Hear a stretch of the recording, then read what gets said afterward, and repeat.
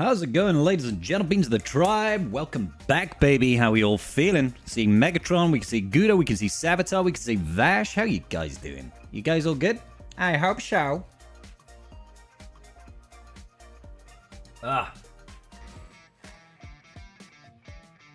Essex coming in with the resub, my brother, 48 months. Big love, my dude. How you doing today, Essex? It's been an eventful week. It has a little bit, Savitar. Has a little bit eventful. A little bit eventful this week. Nothing much has happened though, Ryan. Am I right? Nothing much has happened in the world of Galaxy of Heroes. Galaxy of Zeros.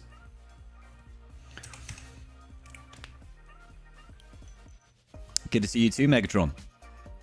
Just want them to drop the quality of life update already. That's coming next week, right? It's coming next week.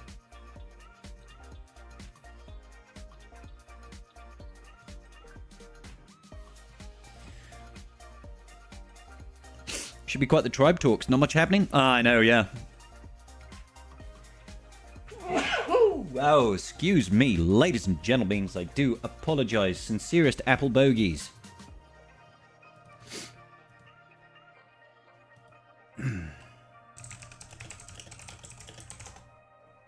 We are obviously starting a little bit early for Tribe Talks today, because I have another engagement.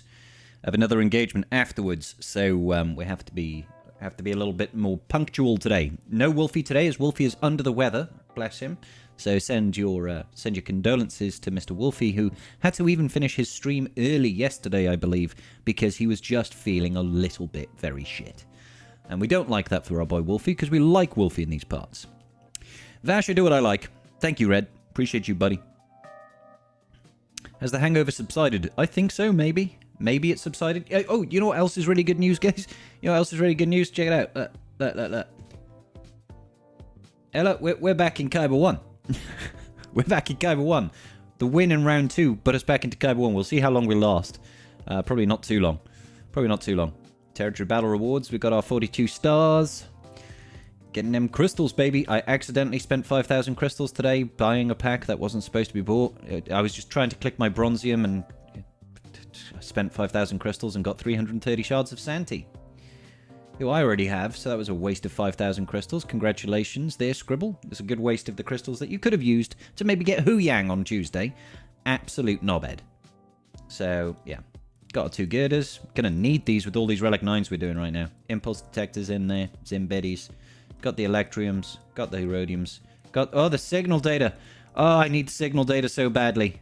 We need signal data so badly. Am I on a donor list for a new liver? I should be. You got moved back into K2? Congrats, buddy. And then, of course, we always need our Chirotech. And then we got some trashy stuff here. Good business. Good business.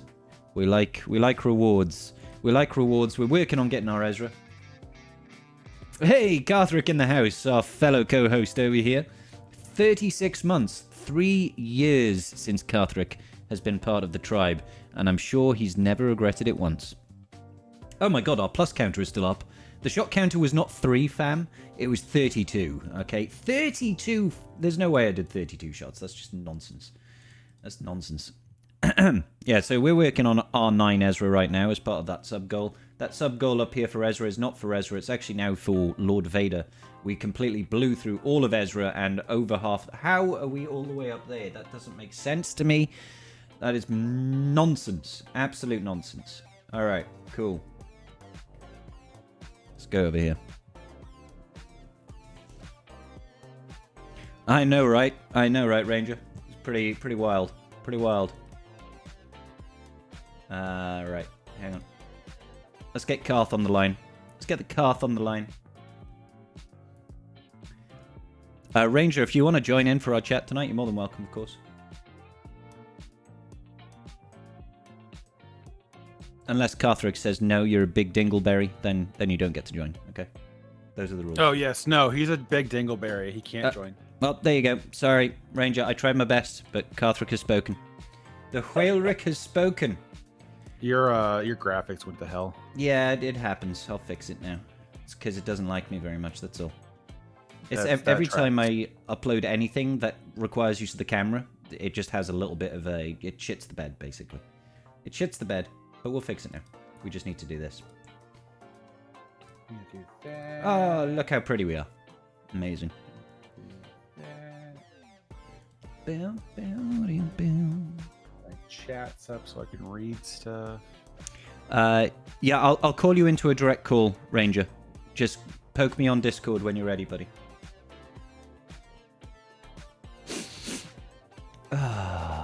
So I don't think we'll have a very long tribe talks today, Karth, because there hasn't really been, like, anything to talk about. No announcements this week, to be honest with you. It's been pretty quiet. I mean, I'm pretty sure there was none, but you know, I was pretty drunk on Friday night, so maybe something actually did drop on a Friday night. Possibly.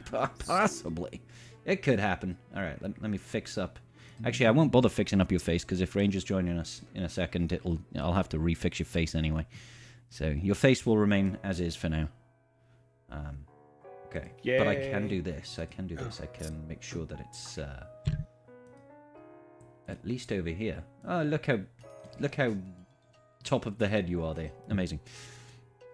Ah, I don't want your face here right now. Your face can disappear right now. Go away, face. Nice. Yes. That's very good. How you doing, Karth? You okay, buddy? Yeah, no, it's been good. Coolio. It's been good. Lots of Time keeps slipping into the ocean. Yeah, it's been pretty crazy. How well did we do on your gag? Oh wait. We didn't make it. We got a solid 67. Did we actually do a battle? I didn't think we even did anything. No, I did it, and that was it. You did one battle, and you're like, the and guy, that's enough of that. The guy, well, he full cleared my ground game. I need to hold like at least 2 of the zones for my strategy to work at all. So once he cleared all of the ground game, I was like, yeah, I'm not even gonna bother. Yeah. He had a Great Mother's team with 300% offense. I had 2 options against it. Literally, I loaded the battle with with Treya. Yeah. And I looked away for a second, looked back, and Treya was dying. Everyone else was already dead. Yeah. No, Spirit was.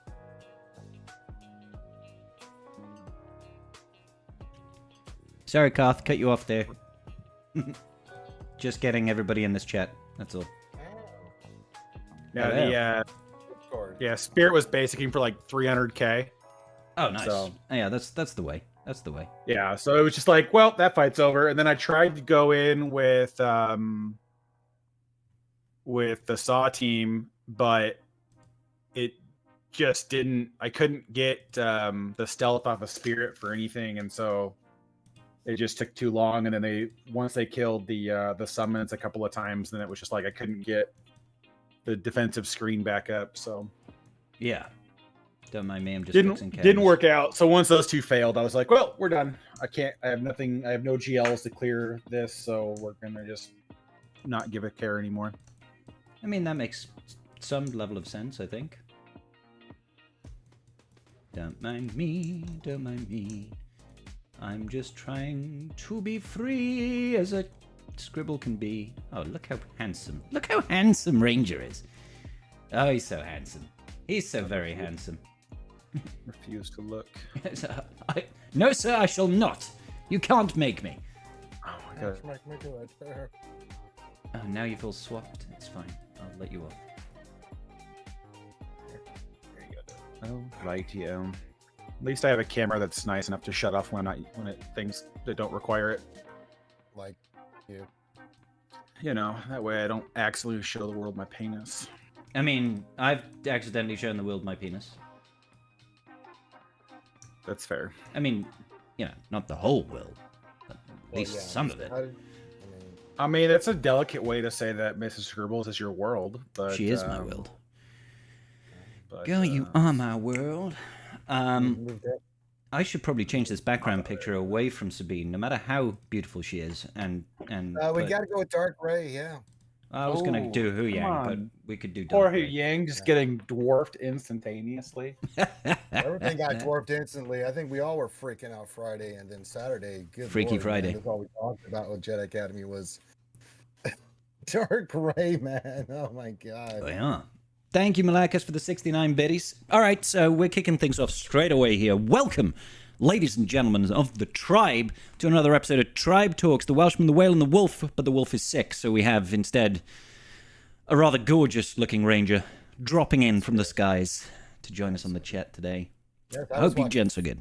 And then all of a sudden I was like, why is Scribble streaming early? Like, why is he alone?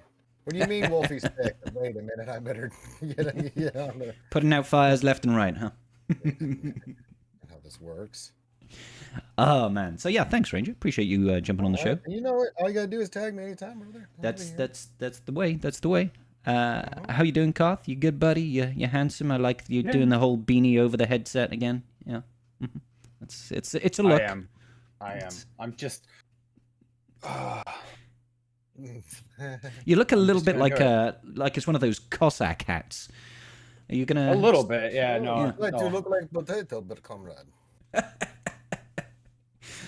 So we're gonna wrap it up already because nothing nothing has been announced or dropped in Galaxy of Heroes this week. So I guess we'll just call it. Oh no, wait, the one thing did drop, didn't it? Yeah. One thing or two. There was that really cool puzzle. Nope, no, there wasn't. Not as far as I could tell.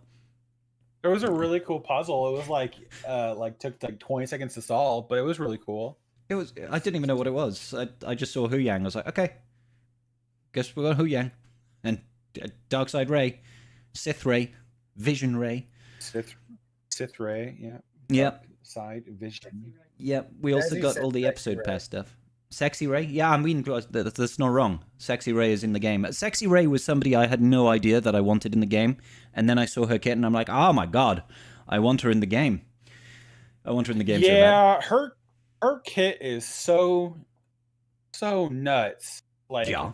I am of the mindset right now, I am convinced at this point, is that the next flow of Conquest characters is to bring in a triple GAC Ami unit for every GL that doesn't have one. Okay, so JML needs one. C's already got his. JML, JMK, Lord Vader, Leia, and Jabba the Hutt. Oh my god. Oh my god. Could you imagine? Oh, well, it'll have to be Bib. Like...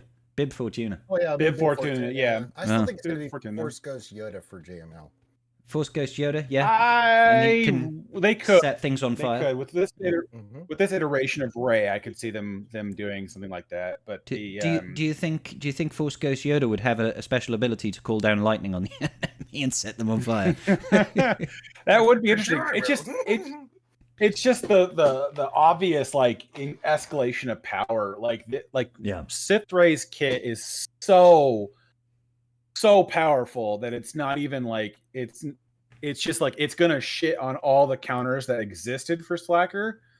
And then it basically, the way I look at it right now is that if you do not have GL Ahsoka, you will not be dealing with Slacker Rey in 3 months. It's not happening. Yeah, but I think you're gonna really struggle with that. Everybody red boxes Conquest every single time, right? So I mean, it's just, it's not going to be an issue. Or at least in 6. Yeah. Every third Conquest, I do not red box. I don't even go box. So. Oh, Ranger. Yeah, but you get the Conquest pass and the buy the shards. Yeah, but I mean that's a play. $9.99, $9.99, and then the third one, I pretty much just get stuff. Half-ass, yeah, I get you. No, it's cool. Oh my god, that's goodies that I need for my, That reminds me though, it's not tomorrow, but week tomorrow is brand new Conquest, which means I'm gonna have to put out 16 videos in 3 days of all the Conquest shit. Yeah. Okay. Cool. What do you mean? That's grand. What do you mean? It's gonna be a new Conquest with new feats. Yeah, with all the tips and tricks. Not this week. No, next week. He said. Yeah, I said not this week. Monday, week Monday. Yeah. So. I missed the week Monday. Yeah. I thought you said not. Yeah. Okay. I can't wait to tell everybody to be like, hey guys, everybody just whip out your Ezras and your Sabines, get your off balance feats. Oh get man, your exile feats. Oh my god, I can't. Yeah, because they always do something with the previous Conquest unit. But yeah, so there'll be Soldier of Fortune stacks. There'll be all Soldier of Fortune. Yeah, for sure. What else could they I possibly just do? don't. They could do something with Great Mothers. They've done that in the past with Morgan, but they could do more stuff specifically with Great Mothers. Yeah, I could see Great Now Mothers that being a feat that they go with for next Conquest. Mhm. Balin stuff too. Oh, for sure, Balin stuff, without a doubt. Yeah, that's where they'll Yeah. probably do something around stacks of Soldier of Fortune. I know you can theoretically get it with, with Shin and with Marok, but it's a lot easier to get crap loads of stacks of Soldier of Fortune by just having Balin, right? Because his leadership is going to double up everybody's Soldier of Fortune stacks and give them all stacks at the start. So it'll be like, get 500 stacks of Soldier of Fortune Sector 2, and Balin will get it done in 2 battles. Yeah. Yeah. Or they'll have the level Sector 3, 4, and 5 will have some stuff like win with this character, Great Mothers or something you have to do to get one of the feats done. Win with Well- Shin surviving, win with Marok Yeah. surviving, win with They'll do Balin one with like apply doom 30 times in a sector, and then you just have to slowly kill everything so that you can kill it, reapply doom, kill it, reapply doom, kill it, reapply doom. And you can only get 5 in a battle because of course if they die with doom they can't be revived. So it's just like you'll just take that's not 6 true battles. actually, because if you go up against Imperial troopers, their revive can't be prevented with their infinite ranks or whatever it is. Yeah. So you could get 8 against them, or if you went against Momo or something with a summoned unit, maybe you could eke out more, but probably not. Yeah, because they just kill shit too quick. They probably won't get round to that revive with Momo, right? But fully not. expect 100% expect them to go full send on new feats. But usually, I will give them the benefit of the doubt. Usually, that you don't actually need crazy investment to still red box. There's usually ways around it. Typically you can float around it without needing to have a super high relic investment. It's just you'll have to you do need some Datacron support, or not Datacron, sorry, data disk support. Yeah, for sure. It is one thing I will keep nagging CG on to improve Conquest is some sort of store. Oh God, please, for data disks at some point, because just the way that they've done it, it's like give us a little more autonomy around the data disks that we can get. Even if it is clear to Sector 5 and then you can get access to it, I'm fine with that. But honest to God, it's the worst mechanic in the game where they're like, oh, well, it's 3 random data disks, and you go and then you go to the middle zone where you can see all 3 nodes with data disks, and out 4 of them the, are the same. 12 that show up, 9 are the same. You're like, great autonomy here, folks. So I just don't like the RNG elements of that part. I think that would help players be more consistent on completion. But oh well. Yeah. Well, we'll find out soon enough. I'm hoping that they do make a little few, and if they don't even want to go so far as to bring that store in, can they please do something about the UI for data disks? Because my God, is that thing awful? I'm trying to find this one data disk. I better just click every single data disk that I have to try and find it. A lot of them look the same, so you see something, you're like, is that? Well, they have this. Now that's protection. Son of a. Yeah, they have your best bet is to be I know it's a 2 dot, and then you just start going through your 2 dots, equipping them until you find the one you want, and then exit out the other ones. But yeah. I do hope that they do some more stuff to address Conquest and make it a little bit more palatable, because with this new shift in content releases, I feel like players are gonna feel the pressure to keep up relatively. Maybe not within 3 red boxes, but at least try to get it in the 4 to 6 month range on the on getting them through gold or whatever else they can. So well, as soon as we're talking about new stuff coming, should we have a quick word about the change in approach to daily questing, basically, right? It's daily questing, but galactic challenges. We've got a new battle pass coming to the game, both a free-to-play one and a premium battle pass that's coming in. Everybody was losing their shit, right? At first, everybody lost their shit, and immediately the fire and pitchforks do come out, because justifiably so, maybe a little bit. Sometimes it feels like we get kicked in the nads a bit, but it seems to me that the free pass on this new episode track that they've got, which will be a 28-day track going forward, is actually pretty damn good, and it's pretty friendly to the free-to-play player, in my opinion. I don't know if you guys have got differing views on that, but I think it seems pretty fair. I'm all with in you all. 100% on that. I thought that was good to go. 1 second, I'll be right back. Okay. I think for the most part, the free-to-play track is still more rewards than they were getting prior. But at the same time, I feel like whenever you have any kind of change, players always feel uncertain of, what's getting removed that they were getting ahead of time, which, I understand. But at the same time, you look at it and go like, okay, but most of these changes have been a net positive. We had the same freak out with the raid changes, and they were after awesome. the tweak of putting in a dedicated node for credits, then it was fine. Like nobody was really missing out on. I'd say it's better than fine. I think it was brilliant. Like that story is great.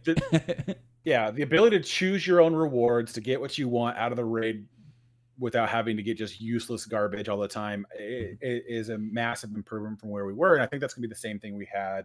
And I think we'll have with this. It's not only the autonomy from that raid rewards; it's also the value in it, because you get a hefty chunk of the Mark 1 and Mark 2 guild reward tokens, and you can buy yourself so many car bounties, so many stun cuffs and stun guns. It basically completely eliminated those massive bottlenecks. Because car bounties is still the number one required gear piece in the entire game. Nothing even comes close to it. It's ridiculous how many car bounties you need. But realistically speaking, it's basically gone as a bottleneck. It used to be a pain in the arse. And same for stun guffs and stun guns. They used to be so hard to get, and now it's really easy. So I love that change. And realistically, I'm hoping that this new store is going to be similar. We've seen what's going to be in there, but I want to see it in practice and see how it feels when we're progressing through, because that's it. It's all very well and good to see it on paper, but until we get a feel for it, and we say, okay, so here's week 1, how much actual episode currency have I earned in this first week? Is it enough for me to buy the things that I want from the store? How much episode currency do I have at the end of it? Is there any overflow? Do I feel like I'm actually using all of this currency?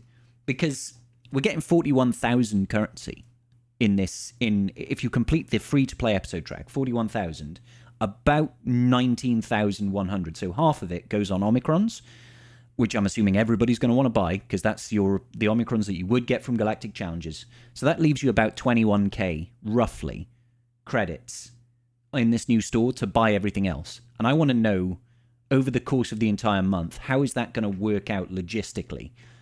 And how much value are we going to get? Like, that's the thing that's going to be interesting for me, in particular. And if you buy the Plus Pass, it like triples in value.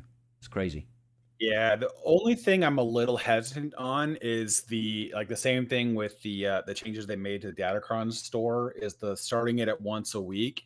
I'm a little hesitant on the refresh. Sorry, once a week refresh is what they're starting the store on. Yeah, I'm a little hesitant on that because I feel like that's not going to be. It feels like it's not going to be enough of a rotation. I feel like players are going to get very demanding on having access to certain components of that on a faster timetable, and waiting a week to go back and get stuff. It feels like you're just drawing out the process a lot more than it needs to be. I think if it refreshed twice a week, it would be better off, but we'll see what it plays out and how the resources come in. Because my only concern with genuinely, when it comes to that, my only concern with the once a week thing is that the mods that we'll be able to buy from there are really good value and cheap. But we know how often mods go in the store. How often have they actually got speed on them? Or stats we're looking for. And the chat brought up things that I brought up immediately looking at the stores, the Zetas. I think that's much more of a crunch now than Omicrons are, because Zetas are what's really, people are really suffering about. So I'm hoping that they take a look at that and add some Zetas to the track and also to the store, because that is a big need for a lot of players right now. I mean, especially with the last speed bundles, we've all talked about this on our shows and stuff. Oh, of course. It's the Zeta crunch is real. I mean, 3 crunches: signal data, Kyratex, Zetas. Yeah. Until they get that balance to where these newer and mid-tier players can get kind of a little bit caught up on that, because they're unlocking these characters, but they can't really use them effectively, especially GLs and stuff. They just don't have of course, the Zeta to do it. yeah. There is a bit of signal data in the new shipment store, isn't there? Or is it not signal data? Is it just low tier? You can get carbonite circuit boards and bronzium wiring, right? But I think even the signal data that's there is low tier. I don't think it's like the same thing with the epic, the legendary event, hero's journey or whatever, the stupid one. Same thing. It's like you get the base tier stuff and you don't get a lot of it. Yeah. And I understand. I'll still buy them. Honest to God, though, if all they do is make the Bad Batch era have an assault battle that has like you can get 50 of each signal data each. Oh my God, I would love that. That would be so from good. The different tiers. Everybody and their mom would just be like, yeah, screw these old assault battles. I don't want them anymore. Just give me this one 3 times a month. Like it would take so little. Can they please keep the credits in there as well? Because I need so many goddamn credits to try and constantly keep on top of modding. With all these new characters coming out, you cannot get mods fast enough. And I hate running out of credits, rolling up new mods, man. It breaks me all the time. I'm just like, really? You need to just quit wailing on unnecessary R9s and then refresh that's why the new assault battles a few times, and then you get so many credits you don't know what to do with. Because I've always have been like, up until the new Naboo assault battle came out, I was always like, oh my God, like 30K, it's too low, or 30 million's too low. I need more credits, more credits. And then now it's like I am just like leaps and bounds beyond all of that. I'm like just below 200 million, and I'm nothing about my spending habits change. I refresh quite a few of the tiers because I need the multiple attempts at droid brains. I like the mod pulls off of them. At this rate that we are doing R9s currently, thanks to all these goddamn sub goals, I'm going to need to start refreshing those things because they're just flying through at the minute. It's just nuts. Luckily, you have a good stockpile of droid brains, though. You can at least kind of whale through to get Gerdas and stuff, and the impulse and arrow magnifiers. But droid brains are a hard lock. Once you run to 0, you're just waiting. I mean, unless you get packs. I've only got 136 left, so that's not that many. Yeah, Relic 9s. I'll be honest. I've got 25, and we had a moment that they're like, well, we're gonna be a platoon character short. Anybody want to volunteer? And I'm like, no, I do not, because I have a slight suspicion there might. I can't really imagine there's going to be another R9 in the last requirements because there's 2 marquees there. But my brain's still like, I wouldn't put it past CG. And then on top of that, like I want to have one day one for Ahsoka. So I'm like, if I have one left, that goes to Ahsoka no matter what. So like that stays. I would dearly love to have R9 Spectre, but I'll have Ezra at least, and I'll definitely do Ahsoka. GL Ahsoka's going to go to Relic 9. I will do that. Yeah. But I don't know about the rest. That was my idea for I wanted to R9 the Spectre squad day one, just for kind of kicks and giggles sake. Sure. But unless they give me some very generous R9 packs for the anniversary, because all we have is what comes out on the 18th, but we don't have any data on anything coming out with the update that launches on the 18th. Okay. So I'm hoping we get some more, because I would like to have enough to do at least the main that squad, but I mean, I'm not holding my breath for it either. Yeah. So the plus pass, though, not the plus pass, the new battle pass, I think we can all agree that $20 is fucking phenomenal.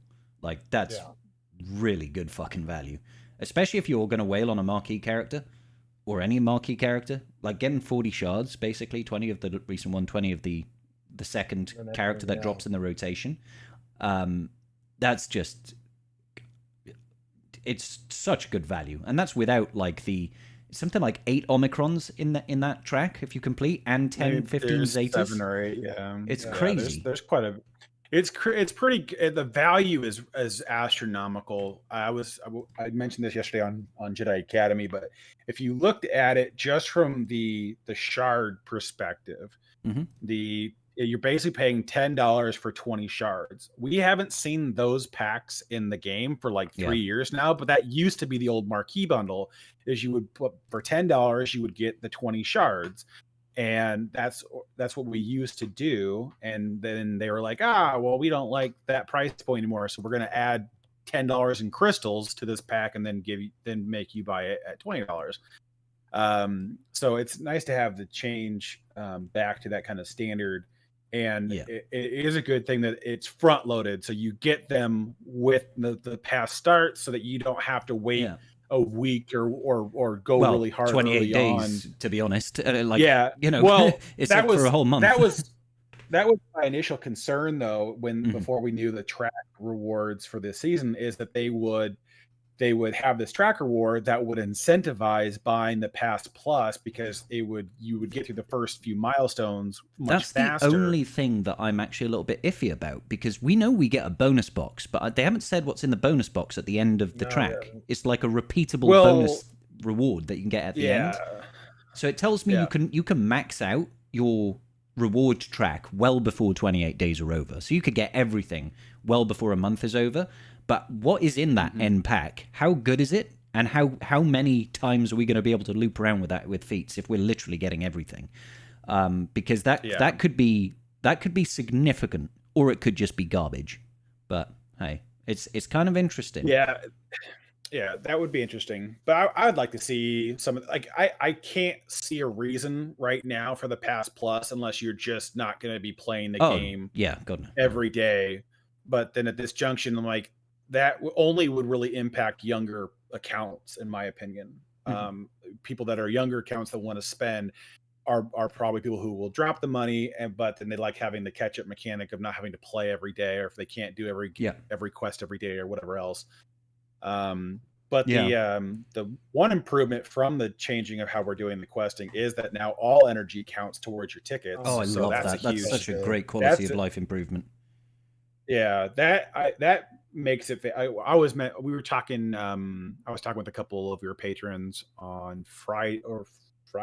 It was Friday. Or whenever the announcement came out. Because it's like, for me right now, with hoarding regular energy for GL Ahsoka, I have to spend an extra 200 credits or 200 crystals a day on Cantina refreshes, because I need to get the requirements. Now, you could probably sneak by without it if you get all your energy pulls, but I don't have the time every day to do that.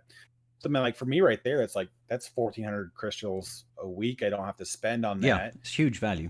I mean, you're very much in the minority that benefits from that particular scenario, but it's still great change. It's a fantastic change. Yeah, but it's easier for everyone to get it now, because you can spread it out. You can if you're really worried about crystals, you can lower your Cantina pulls or not refresh regular energy at all, and then refresh mod energy or whatever you're farming right then. For me, I don't refresh regular energy at all. I haven't done in ages, because I don't need it. I don't farm any characters. I farm Kyrotech, but I've got 2,500 of each Kyrotech. I don't need Kyrotech. I just do it because. So theoretically, that's a recent revelation. Like single data salvage. Exactly. So the thing I could do right now is actually start hoarding energy, regular energy, because I'm still doing triple refreshes of Cantina, still doing triple refreshes of mod energy. So I'm always going to be doing those. I'll easily hit my 600.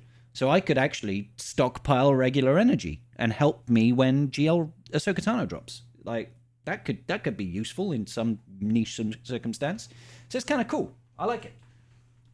Sorry, I've brought up the episode pass, the premium pass rewards. So we're talking 20 shards of Huyang and General Hera, and I'm assuming that's going to be the same for each release now. Each era is going to have multiple episodes in. Each episode should have at least one character, probably two.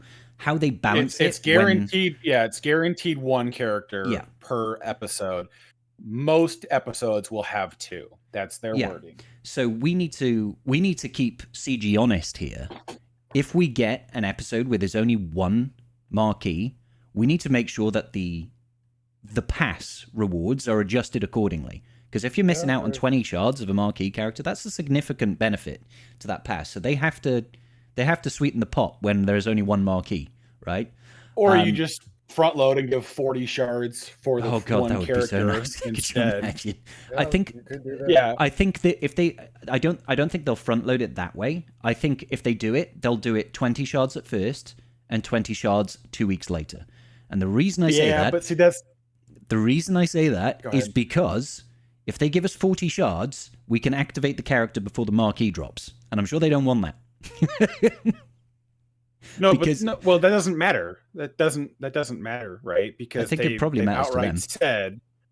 They've outright said that the episode should launch with the new marquees, so it should all go live at the same time. I'm assuming it's going to be like it starts now, where it goes live on a Monday, and then how are we going to? Tuesday. How are we going to? Yeah, the update is on Monday, but the marquee is on Tuesday. Right. So Tuesday, what happens if you can't buy the episode pass until the marquee event starts? I don't know. I don't think that. I don't know. I just think probably not, because it's going to lock you out of some of the feats. But then again, the feats won't disappear. So I don't know. But that's how they do. That's how they do Conquest, though. Conquest starts at a given time, and you cannot buy the Conquest pass until. Yeah, but there's no reason for you to. There's no reason for you to buy the Conquest pass. Oh, I agree with you. Whereas the episode track, there is a reason to get it as soon as possible, right? Sure. So, but anyway, it doesn't matter where they put it, because if they put it anywhere on there, you could just buy the plus pass and smash through it. I don't know. Yeah. There are ways to get around it. You would have to put it somewhere else. We also get basically 150 Kyrotech. We're getting 50 of each. Oh, actually, no, it's more than that, right? It's like 300, because we're getting full battle computer, full shock prod, full power converter. Those are all 50s. We're getting 5 droid brains, 5 Girder keypads, which is great, to be honest. 5 Girder keypads is huge. 10 aero magnifiers, 10 impulse detectors, 15 Zen biddies. Love that. 8 Omicrons, 10 Zeta mats. For $20? You can't even buy 8 Omicrons for $20. Oh, no, you can. You can buy 10 Omicrons for $30, is it? $28, something like that, in the Omicron pack. 10 for $30. But still, getting all that stuff for $20 is just if you spend any money on the game, I think that's where you spend it, right? Apart from maybe Lightspeed bundles. Well, and that's what they've done, though. We saw that implementation with the Conquest Pass, and they're doing the same thing here. They're making the value to the player so good that it's an inclination to spend for a lot of players who are willing to throw a little bit of money at the game, because that the value is just astronomical. So I can't really argue the point on that one. That's a good move for them. I don't feel like it's providing in excess of things that players wouldn't typically have gotten from your daily login rewards or your galactic challenges. So it's only a net positive beyond that. Most of that stuff you're able to get in the free-to-play pass anyways. So I think it's the right move to keep things kind of moving for the game, because you can't rely on, big spenders to keep carrying the game in perpetuity, because they eventually just give up and don't care anymore. And how many times have we spoken about the community, how pack value is usually really quite low in Galaxy of Heroes? For the money that you spend, it doesn't exactly encourage the light spender to actually dip their toes in. But you see stuff like this, and the people that don't normally spend money or spend very little are going to be sorely tempted, I think, to actually start dropping some money. So it's nice. It's very nice to be able to do this. Well, and if you think about it, if you spend, say, $20 on this, $9.99 every month for the Conquest stuff, right? So that's $30. Yeah. You have a little bit of extra money, maybe 1 or 2 of those characters that are marquee, because the marquee price point is dropped, right? Yep. That they might be interested in spending a little bit on that as well, and make a little bit of investment, because they're getting more rewards in these tracks and stuff with these things. So it'll be interesting to see how this plays out long term. But I like the changes to the marquee system. I think this will be really good.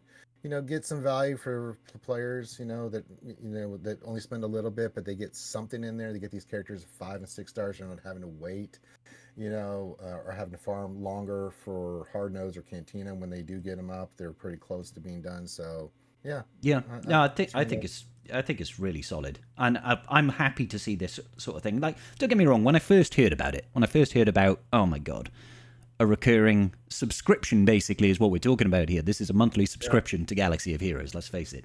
I'm like, do I really want to be spending an extra mandated $20 a month because it'll feel like it's going to be? But then I looked at the rewards, I was like, god damn, actually, to be honest, I would drop $20 on that, like, very frequently. It's the same thing with the Lightspeed bundles too, right? The Lightspeed bundles were such good value that you were popping free to play cherries left, right, and center because you just couldn't argue against it. $10 for 10 characters at Relic 5 in some of these older ones is like, how can you say no? Like the Chirotech alone would cost you hundreds of dollars to buy outright just to put these characters up, let alone bringing them all to this level in the gear to get from wherever they are to gear 13. And so it's just one of those things where, that's the thing we've harped on a long time is packs in this game should always be at or above what you can purchase them for directly with crystals or via in-game rewards.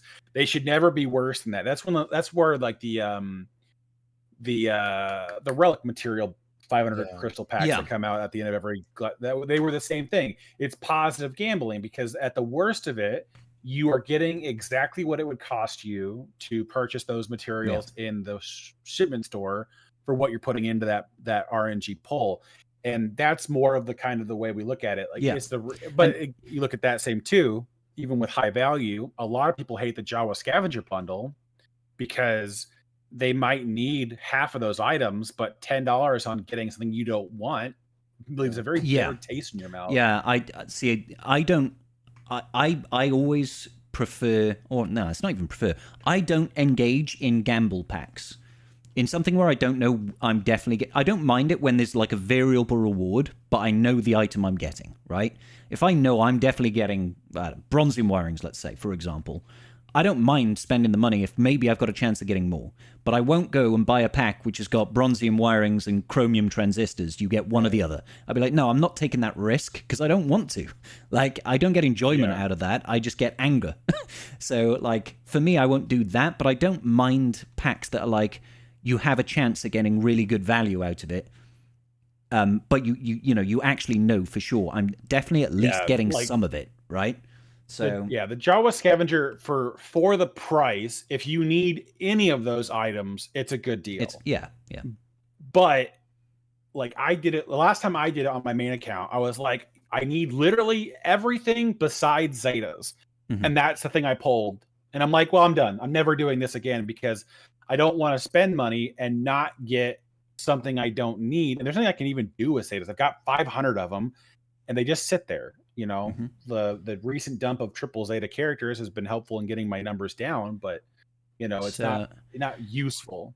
Just to answer Owie's question here in the chat, and Ranger can corroborate this with me, but we've spoken with the devs about that very question, right? Do we think that that people are going to see the value of the pass and CG are going to up the price? I can promise you that's almost never going to happen.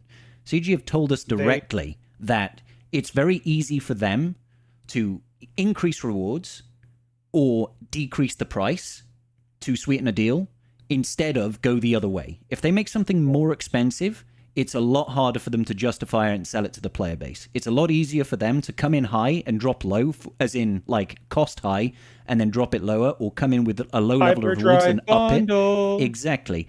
Rather than go the other way. So I can tell you right now, with like a 95% certainty, the episode pass is not going to go up in cost. It's just not. I can't see it happening. Like, if they might bring out additional booster tiers or something like that, but that's a non-mandatory purchase type thing. They do a really good job at market testing their packs before pushing them out the door on the majority of their stuff. I would say some things are a little asinine, but for the majority of it, they do that, and for exactly that reason, because players will freak out if the price jumps by 50%. So if if the minimum pass went to $30 and everything stayed the same, there would be outrage and outcry. But if they lowered the pass, then players would be even happier. If the pass went down to $10 and the rewards are the same to get more people to buy it, that's easier for them to do, because then it's a huge win for everybody. It's the same thing with the Hyperdrive bundle. When it went on sale the first time, 50%, the amount of people who bought it at that junction was just skyrocketed. Insane. It was probably just an insane numbers on the back end. Bit of trivia on that one, Garth. That was me popping my free-to-play cherry. And that was you. Yeah, forcefully. That was you popping my free-to-play cherry. Yes. But that was the thing, is that it's easier to go that direction with stuff. It's easier to discount it. Like there might be an episode where like, hey, we realize there's only one marquee this month. We're going to discount this month's episode to $15 instead of 20 or 10 or whatever. It's just an easier way for them to go. I mean, the only way that they would increase the price is if they increased what the rewards were. Like say they went up $5, but there's an extra bunch of stuff in there on a rare occasion. And then sometimes I've seen them change passes and that. It's like, well, it's selling well, but can we push it up a little bit? But let's offer some more stuff and sweeten the deal and see if players will go for it. You'll see that, but you'll see. 95% of the time, what these guys are saying is absolutely on point. Yeah. Well, even with that too, if they have a hard time selling something, then you should make the value better, because they did that with the Conquest Pass Plus. Yeah. Is they kept adding more things to it. They added more perks. They added the data discs. They added the oh my God, what is the other thing that they added? The energy all the refresh gear and stuff. Oh, and the data discs and stuff, right? They added more, but they added like you get flat gear with it. You get like Kairos when you buy it. So like the Kairos make up like $10 of the increase. Yeah. As well, and then you get the exclusive data disc for that Conquest available out the gate, so you don't have to do the feat for it, and then you can get the consumables. That's the other thing. That's right. I love CG. That was a great idea, and I think for a lot of players that are like struggling, it's helpful. But I think the system's so taxing to use the consumables that it's just like, man. Let's be honest. The only that nobody uses. the only consumables I ever use are like deployable cooling system or tether tech, because tether tech is just phenomenal. It's only because they made deployable cooling systems a consumable instead of a data disk. Well, exactly. Yeah. I remember they put it as they put it as a data disk once, didn't they? But like the requirement for it, one of the feats we're giving it, but the requirements to unlock it were ridiculous. It was I can't remember what it was, but it was an absurdly high barrier to entry to get a deployable cooling system data disk. I was like, it's not even worth it, man. I'm not going to waste my time doing this. Oh my God. So I don't think we'll ever see. But what I will say is a number of people have been saying that $20 is too much. Now, I think the value's there, but if you still think that $20 is too much, you guys have got to let CG know. Let them know. Yeah. Go to the forums. Give them feedback. I think they've got a feedback link actually on that post, haven't they, Ranger? Where they announced the episode tracks. I think there's a feedback link there. So let them know. Say, actually, this is nice, but really, I think $15 is more appropriate price point, or whatever. They're not going to change anything unless you give them that feedback. So, go ahead and do it, man. I mean, we get your feedback, and then we'll tell them, But if you want to direct access and skip the middleman, then just go to there and put it in there. They take that feedback and they will look at it. I mean, that's why it's there, guys. So your voices are heard. It doesn't mean they're always going to listen to you and agree with you, but they will hear what you have to say. So I think that's don't ask, don't get. Ultimately, right? You don't say anything, and it's like they don't know. Like you can, rat and rave all you want, but if you get access, you can go through us and say that, and we'll convey that. But it's direct link. Yeah, skip us. Just go straight to the source, baby. Yes, the initial frenzy tech is also very good, Owie. Yeah, that's very useful for some feats and to get some kills and stuff like that as well. I'm broad stroking it. I'm just saying in the large scheme of things, there are specific consumables that have value, but the vast majority of it is like, like you don't really need it. Like there are people who are lower GP where that's going to be a more vital part of their experience, and I completely understand that part of it. But the majority of it is, you get to the later sectors, like it doesn't really matter what you do. You can't outrun half the stuff, anyways. So it's just like we have a certain ex-content creator that wants to join us. Ex-content? You mean current? Gridden wants to rejoin. Well, that's true. That's just, he is. So I think this is going to cut off our call briefly, but I'm going to add Grid to the call. Hang on, one sec. You should be able to add him without. Well, when I did it last time, it just cut everything off. So. Well, fair. Let's see. You should be able to add him to this one without creating a new chat. Let's have a look. Okay, worked that time. We'll see if he's coming in now. It's going to mess up I all my hear it, windows and everything. Hey, boys. Hey, buddy. How's it going, man? You all right? Okay. I'm doing great. Thanks for having me on, man. I didn't mean to Quite right. intrude. No, not at all, dude. Not at all. Yes, you did, you son of a gun. You'll be happy Yes. to know, Greg, you'll be happy to know that a lot of people thought I was you. Apparently, No. Come on. Puppy Anybody with the 5 was gifted mistaken. subs to the Wait a community. minute. Thank you so much, Puppy. Have you looked at me? I don't look anything like Vidal Sassoon over there. You guys are insane. I'm pretty sure they were talking about me because Actually, we do look with alike. glorious Yeah. beards. I mean, Yes, they let's be definitely honest. weren't All right. talking about me. I just don't have the Yeah. hair for it, man. Like, Yeah, I think the other two are lacking too much facial hair to even remotely come across as Gridden. No, So No, I need that was y'all to chill your tits. no. Darth Puppy was joking because I'm streaming right now too, and I was watching your guys' stuff, and then Darth Puppy was saying hello, Grid, like he was saying hello in the chat to me because he's in my stream too, so he was watching me that's watch fine. you guys. stream And I was like, sessions. no. There it is. I'm lurking. Inception. You guys know. Thank you so much for level. the 5 gifted subs there, Puppy. Really appreciate you, dude, brother. That's awesome, man. So yeah, Yeah, welcome, you need Grid. the Good to have R9 you here, dude. Lord Thank you. Vader faster. Thank you. God. Yeah, I saw Scribe Jobs was streaming. I was like, I gotta get in on this. Yeah, the turtleneck Gotta get comes in out on it. once again. Although, Mr. Jobs wishes he could pull off a mustache like this. Oh, he wishes. He wishes, He yeah. wishes. But yeah, thanks for having me on, guys. I'm stoked to be here. What are we talking? Oh, we're shooting You the shit. know, how much you're spending of late there, Greg, now that you're back? Hopefully a lot. Nothing. Zero. Yeah, baby. Nothing at the moment. No, I'm actually playing a few other people's GACs, just having fun with it, just playing around, trying to get used to the game, trying to get used to the new characters. There's a lot Overwhelmed. that is a little overwhelming. Yes. Yeah, The massive swing of power level in the last 6 months. dude, I saw Balin's leadership ability and went into a coma. Yeah, I was gonna started say, reading it. did you fall just asleep full halfway coma. through it? Or, Yeah, I 'cause was it like takes a while. trying to go, and I was like, and if two allies align underneath 17 different stars at the same time, then they have 25% crit chance. I was losing it. And if you clap your hands 10 times and spin round 5 times, then you also gain an extra 5 banners in this battle of GAC. Have you been confused Exactly. yet when someone said, "Why don't you just throw rocks at the raid team"? Has that thrown you off Desi, thank you, honey. Yeah, I was like, what? Like, are we talking like, what do we mean here? Is this like a throw the sink at it type? And then I see Ezra Bridger, and he's like, take these rocks, bitch. Oh my god. Oh my god, dude. Oh, yet? Well, You know what? Malika, actually. We were talking Oh, and like Malikos. And Malikos. right? Oh, Throws Malikos rocks? is great, Yeah, dude. Malikos is the boulder thrower. Yeah. He That's it, brings that's it. rocks. He brings the rocks. He puts Chopper to shame with those rocks. Oh yeah, So we should have somebody a in- rock throwing faction. Yeah, who yeah, new faction tag, rock thrower.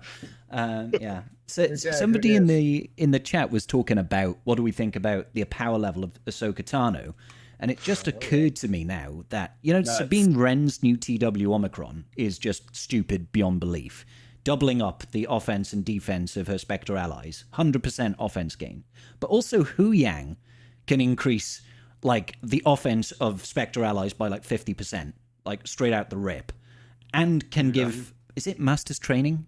No, yeah, Master's Training. No, is it Master's Training? Something like that. Oh my God, Celia with 5 gifted subs. That's crazy, dude. Jedi Lessons. Jedi Lessons, that's it. The one from JML's leadership, right? So it's just all adding power on adding power. How much damage is she going to do when she's on the field, dude? Well, it's going to be insane. So no, the question really comes down to is not the damage of Ahsoka's team. Mhm. It is they are making sure Ahsoka hits hard enough without critical hits to deal with Thrawn. Oh, right. Because Enoch has minus 450% critical chance. So these characters have to hit hard enough on their own merit to even make a dent, because they're still going to have the blight mechanic. They're still going to have the ability for most of these characters just to revive endlessly back onto the front lines. She could just have vulnerable though, right? You know, they could bake in vulnerable somewhere. That would guarantee. Bro, I'm crits. sure it's in there. I'm sure I missed it somewhere in the kit. It probably is. I mean, just everything else is in there. Give them, just give them some more time. It'll show up. Yeah. There's just a lot that's going in there where I feel like a lot of this is future proofing for Thrawn. They're trying to make it so that she doesn't absolutely get dunked on by Thrawn, but it's a reasonable challenge. Confirmed too? Is he gonna be a GL? No, we're just speculating. Confirmed by any measure? No. The reality is that the new Imperial Remnant faction does not really have a leadership to it per se. Yeah. Enoch does exist, but he's pretty trash-tastic. So the idea is that they have the 3 right now. They're going to give us the last 2 characters later, and then they'll ship Thrawn out sometime in the next 6 months, and then we'll go from there. But that's where I think we're headed with that. It makes sense, but I feel like that's what they're giving the team so much offense too, is they're trying to make sure that this team doesn't fold under Thrawn, because they have 400% defense and you can't crit them half the time, and they're just like plinking away at everybody. So that's my assumption, is that they're just future proofing. I'll tell you what, this Ahsoka though is going to be mighty. She is turning into the most craziest costs in this game. 6 marquees, 3 relic 9s, and a partridge and a pear tree. Holy shit bubbles, this is getting crazy. So listen to this, man. Listen to this. The unique from Hu Yang here. At the start of battle, Jedi allies gain 21% max protection, light side droids gain 34% crit damage, Spectre allies gain 55% offense, and whenever a light side ally either evades or resists a debuff, light side droids gain 5% crit damage and offense up to 100%. That's so much damage constantly. Yeah. Ramping and ramping and ramping. Like, they're going to hit so goddamn hard, I feel. Ezra already hits like a truck. Ezra's going to be doing his nonsense, and you're going to be like, can I attack somebody else, please? Jesus. I'll tell you right now that everybody who's capable of it needs to get Sith Rey like day one. God, yeah. Because oh my god, you've got to get Rey. Well, not even that. Is that I think that they're making Rey this powerful and making the First Order this powerful as one of the few counters that can at least help pick apart her. Because I don't think anything else stands a chance right now as the game sits without that much of a lifter. It's crazy. I can't see it. Dunks on JMK. It's pretty much going to just laugh maniacally at Lord Vader. All Leia's is going to be the same way. Leia's team can't withstand that firepower. Like anything that can be crit, it's just going to get obliterated. I can't see any of the current GLs. Yeah. Jabba prevents the attacks out of turn, but if the attacks hit for 200k, what does it matter if you can't assist? Like, you're still gonna blow up Bausch in one hit. Yeah. You're gonna put Exiled on Chrysanthemum, and he'll never gain taunt. And these guys are gonna have some spicy ass datacrons when they come out. Oh god, yeah. Like this is just the inherent kit. Oh my god. Yeah, you know they're gonna have like dude. Yeah. Oh my God. Like these are gonna be insane. Like and I'll say, as someone like coming back into the game, like even though I have a foundational like understanding of the game, I look at these kits and I'm like, I can't dedicate the mental willpower to understanding this. You know what I mean? Like, this is just, there's so much going on in every single kit with so much information. I'm just like, these guys do a lot of things. All right, let's see you know what I mean? Like, it's like every individual aspect of this kit has so much pumped into like every sentence, like one unique. At the start of battle, Jedi allies gain 21% max protection. Light side droid allies gain 34% crit damage. Spectre allies gain 55% offense. That alone is already like 3 totally separate like individual things that you're trying to, you know, Keep track remember. of. Yeah. Yeah, like and then you add on every other thing that's going on, and then everything that's going on the other team. I'm just like, how do you keep track? Yeah. You know, like That's I the don't neat know how to part. keep track You of these don't. fights. Thank you, That's the everybody, neat for part. the hype train Yeah, there. I'm Really really appreciate y'all. trying. I'm really trying to understand though, because I'm trying. How do you get multiple exiles? It's going to be Because as GL far as Ahsoka I- Tano. Yeah, 100%, Yeah. guarantee it. She's going to be able to get exile. Oh yeah. Because Yeah, 'cause Huyang's that kit was- says the second time a Spectre Yeah. ally gets exile. So she's Yeah, definitely going so, to get like, it, which is really good, actually. Yeah.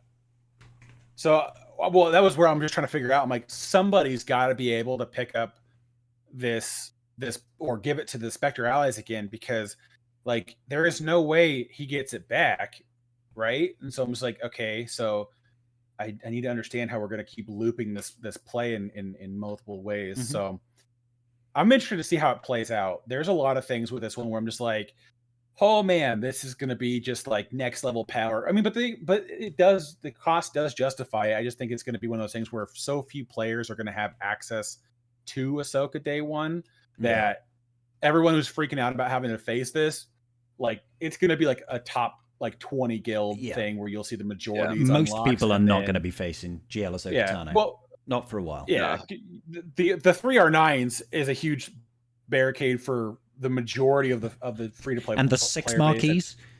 Yeah, the 6 marquees on top of I mean, that. I know the marquees have gotten way easier, but most people are not going heavy. Not so much that they won't get the packs, because I see a lot of players that have a lot of these characters 5-star, right? Because they get the $30 pack and then they go through the event.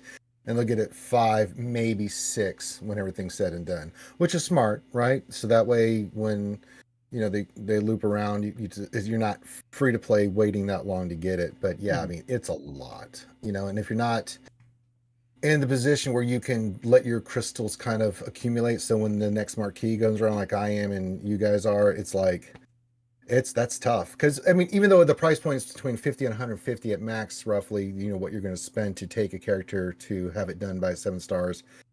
Even mid-tier players, they can get them to 7 stars, but they don't have the necessary gear, or because they're again, we talked about a Kyrtech poor or relic poor, or they're this is something that's stopping them from being able to do it day one. So yeah, it's a lot, man. It's a lot, man. It's just insane.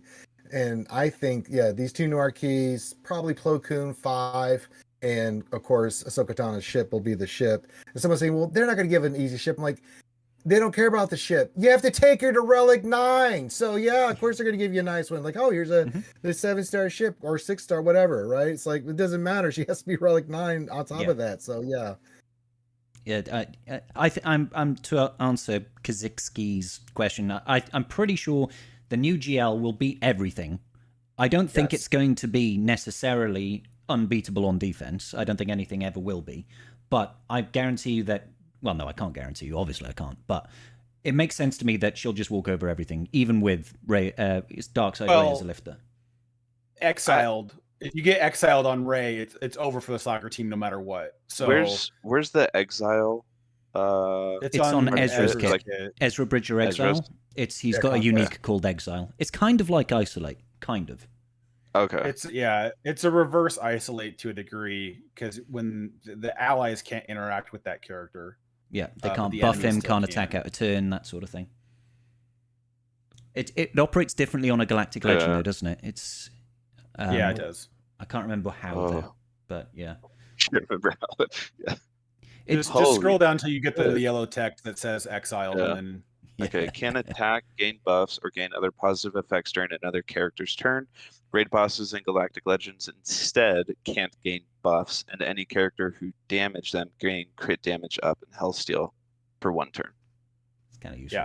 While in Grand Arenas, the first time a Spectre ally gains and loses exile, they also gain 5% mastery per relic level on them. The first time a Spectre ally loses exile, they gain an additional 30 speed. These bonuses persist through defeat. Yeah. Holy so shit. my guess Relic 9, is that 45% Ahsoka, mastery twice. I was like, okay, yeah. let's take I'm it. pretty sure Ahsoka gives the entire team exiled. Oh, you reckon? The whole Oh my team? god. Oh God. God help us. It feels like it, because otherwise the mastery gain feels like really like lackluster if it doesn't go to everybody. Oh, it's well, I'm like, sure I she'll mean, have other forms of mastery. Jabba generation. still, bar none, gives the highest amount of mastery gain to the characters when he hits contract. Mm-hmm. So that wouldn't surprise me if her exiled was to everybody, and then that's how she gets to alt and literally locks down the opposing team. Like they can't gain buffs from each other, they can't do anything with each other, they can't mass assist anymore. That would be it gross. Just says exile everyone. It just says well, your team gets exiled and then you have to flip it back to them. Oh, so see, I thought it was I thought it was a case of you hit alt, everybody on the team just immediately gets exiled. The whole, like your team and them and their team. Oh, that could be it too. Take everyone through the world between. It's worlds. kind of like the fracture that you get on Leia Organa's ult, you know? Yeah. Step 1, hit ultimate. Step 3, make profit. That's how it's gonna work. How do you move exile? Ezra's got it on his Purgil migration, so he gets stacks of Purgil migration. When he hits 50, he loses exile, and the next person he hits will get exiled. So he'll pass it to someone else that he hits. It's but with maybe his she Omicrons, summons he can, Purgils. she jumps inside the mouth of a Purgil and teleports to another. she becomes a capital ship and takes out the enemy's Leviathan. Good. Yeah. Pretty much. It's going to be crazy, man. It's going to be crazy. I can't wait to see what she comes. But I mean, you know, we still got General Hera coming in like 2 weeks' time. I talked to Ranger about this yesterday. I'm fairly convinced that General Hera will have a leadership. Yeah, 100%. Just to be like a filler thing, kind of like how Enoch is, where it's like, hey, you could take some Spectre allies and do other things, and then that's it. That's all we're doing. Yeah. Well, I mean, even the FAQ and Hu Yang's kit, when they were talking about, you know, where can you use Hu Yang before GL Ahsoka, they say he has utility with sortie droids as well as General Syndulla. And that to me says, okay, she's Spectre, she's going to have a leadership. Like, yeah. Because otherwise, why would they say, you know? Well, otherwise, why give just Chopper the tag and just ATF? Like, it doesn't make any sense. Yeah, this way it's just so you can have a holdover team to use, so you can use these new characters and Conquest in other places until you get GL Ahsoka. It makes absolute sense. Yeah, it's going to clap. It's going to clap. I like it. I can't wait. I'm really excited. Oh. So, it's only like 2.5 weeks to go. Yeah. And then, oh my God.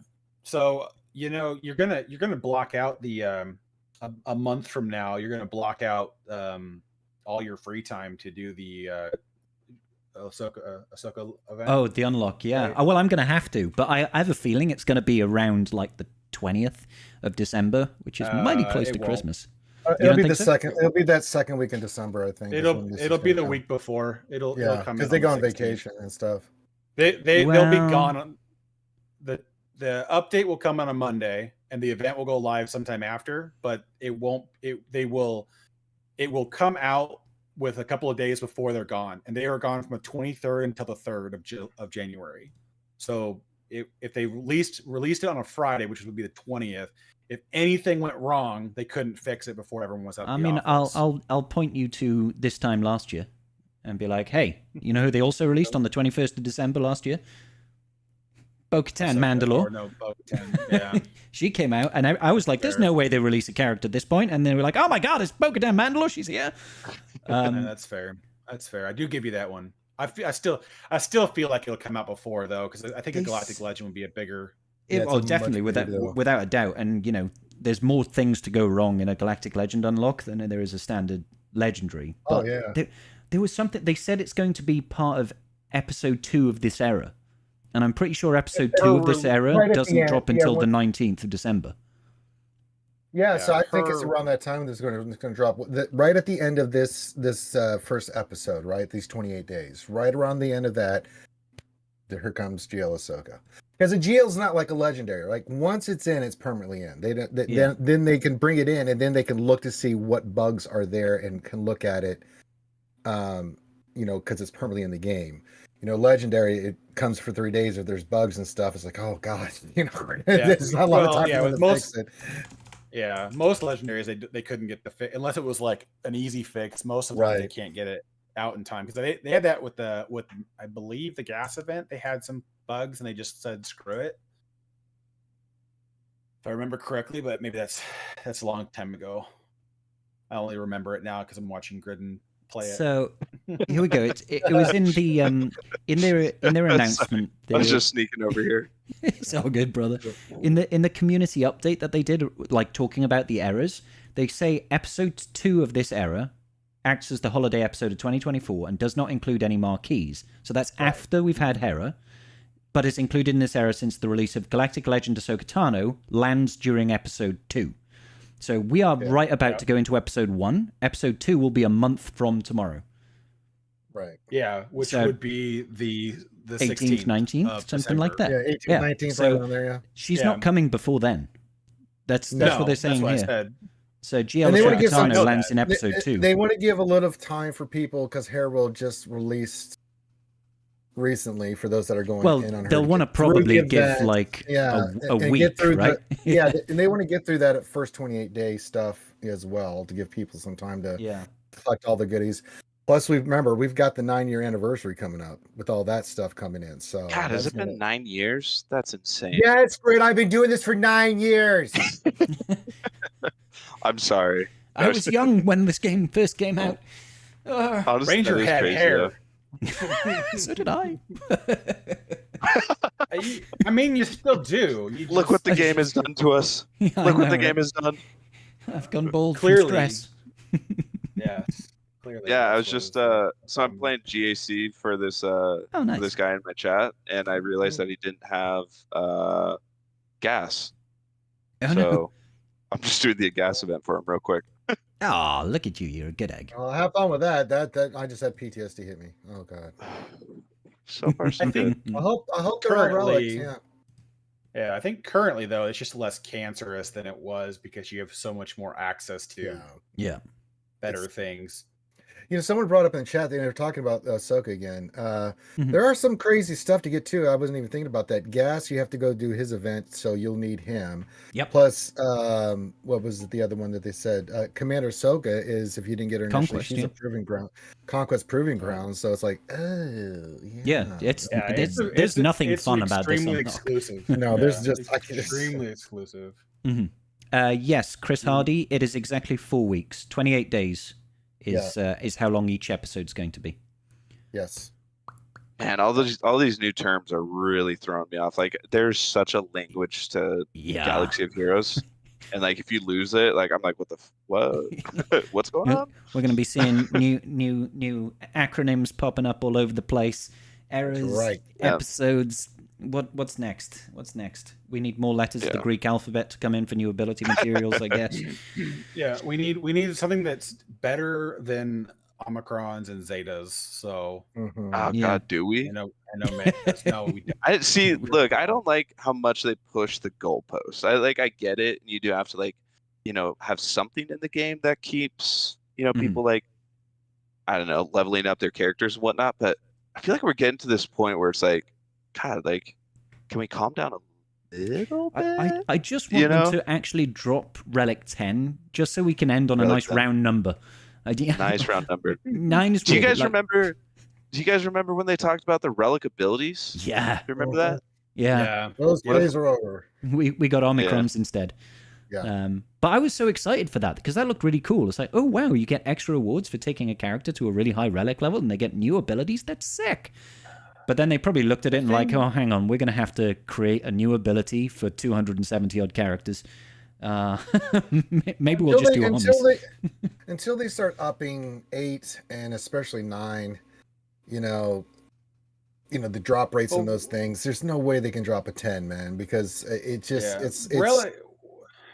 I mean, because you see where you get it, it's like, Mm-hmm. especially Relic 9, yeah, you get at the raid store, depending on where you are at with the raid, and then some other places, but that depends if you're in a higher level guild getting those rewards. Everybody else is not getting that stuff. So when you say Relic 9 to someone, like just even mid-tier, they're like, what, in a year I can do a Relic 9? I'm like, yeah, probably, someday, So, I mean, they're going to have to address that first. Because if they were just to pop Relic 10, say, January next year, start of the year, not going to be good. Not good. No, I don't think there's a way around it though. Like they're gonna have to up the level of progression somewhere, eventually, yes. Just because the game lives and dies on it to a degree. But it's one of those things where it's like I don't see a reason for it because they've kind of made in my opinion, they've made a little bit of a mess of things when they decided to make Relic 9 specifically benefit tanks the most. It makes that very challenging for players to want to push other characters on because outside of like TB deployments, there's no real reason to keep investing in these characters past a certain Relic level. And because it doesn't massively change the impact of how the characters perform. And so that's where my brain kind of gets in on it, where, I feel at a certain junction here, that it's just not worth the time and effort to keep pushing relics higher and higher, where you can probably pivot somewhere else. Yeah. Yeah, I don't think we'll go like Relic 12, Relic 13. I think Relic 10 to me just kind of makes sense as a round number. They've already alluded to it in certain characters' kits around capping out benefits at 10 instances of Relic levels and stuff like that. So it felt like that's always going to be kind of the end game for Relics. But if they want to introduce Gear 14. Why not? I'm okay with Gear 14. Give us some new gear pieces and next level up. To be honest, I almost prefer gear over relics at this point because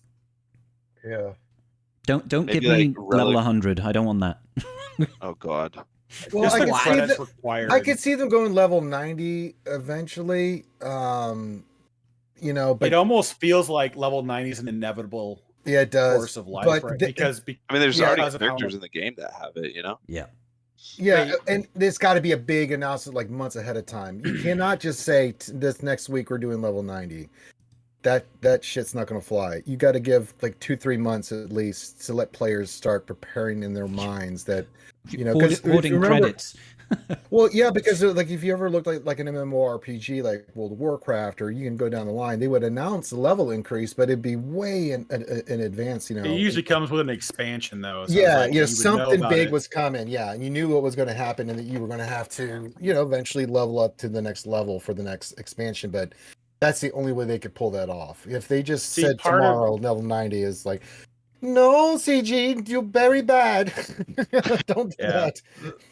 The part of me that believes it is because of their massive outpouring of credits with the new assault battles. Like it's just kind of it feels almost excessive that you can get, if you refresh it, you can get like 40 million credits an event. Now we have 2 of them, so you can get 80 million credits a month from your assault battles, and I feel like the whole rub on that is just to get you to get ready for the level increase, which it would be interesting to see them do that. It would also be one of the most expensive things in the game. You probably need it would be the most expensive thing in the game, bar a billion credits to get your entire roster to relic.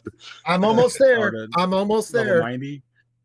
Well, because it's like if you look at the OG characters, right? Look at the OG characters, and you look at when you go from 80 to 85, the increase in crystals per level after that point is pretty 80 drastic. to 85, I can tell you right now, 80 to 85 costs 1.6 million credits. That's 5 levels from 80 to 85. If you go, say double it, 3.2. Oh, easily double it. So look, to go 80 to 81 is 300,000. 81 to 82, it's an additional 320,000. 2 to 3, it's an additional 310,000. 83 to 84 is an additional like 400,000, and then it goes 400,000 again. So we're adding like 100k per level. So if it's already like 400,000, 420,000 to go from 84 to 85, that means we're going 5, 6, 7, 8, 9. That's like 4 or 5 million credits easily, just going to 90 for one character. Now you times that by 280 more or less by the time we get there. That is a shitload of characters. I know you don't a shitload of credits. So if it was about, so if we go 900 plus 800 plus 700 plus 600 plus 500 plus 400, 3.9 million, 3.9 million, 3.9, and you times that by, let's just call it 280 characters. That's a billion credits. 1 billion. Hey, I was pretty close. You were pretty close. Billion. 1 billion credits. Why charge a billion billion. when we could charge a million? For fillion, gajillion. Yeah, so... So there's just a lot that I feel like for me is cementing that they're going to move that goalpost somewhere for progression at some point. Yeah. Because you kind of have to keep the games like this going, because I feel like at a certain junction, the one thing I don't want to do with this game is get too far off the beaten path of like established lore characters. I don't really want to go down the rabbit hole of like what if characters.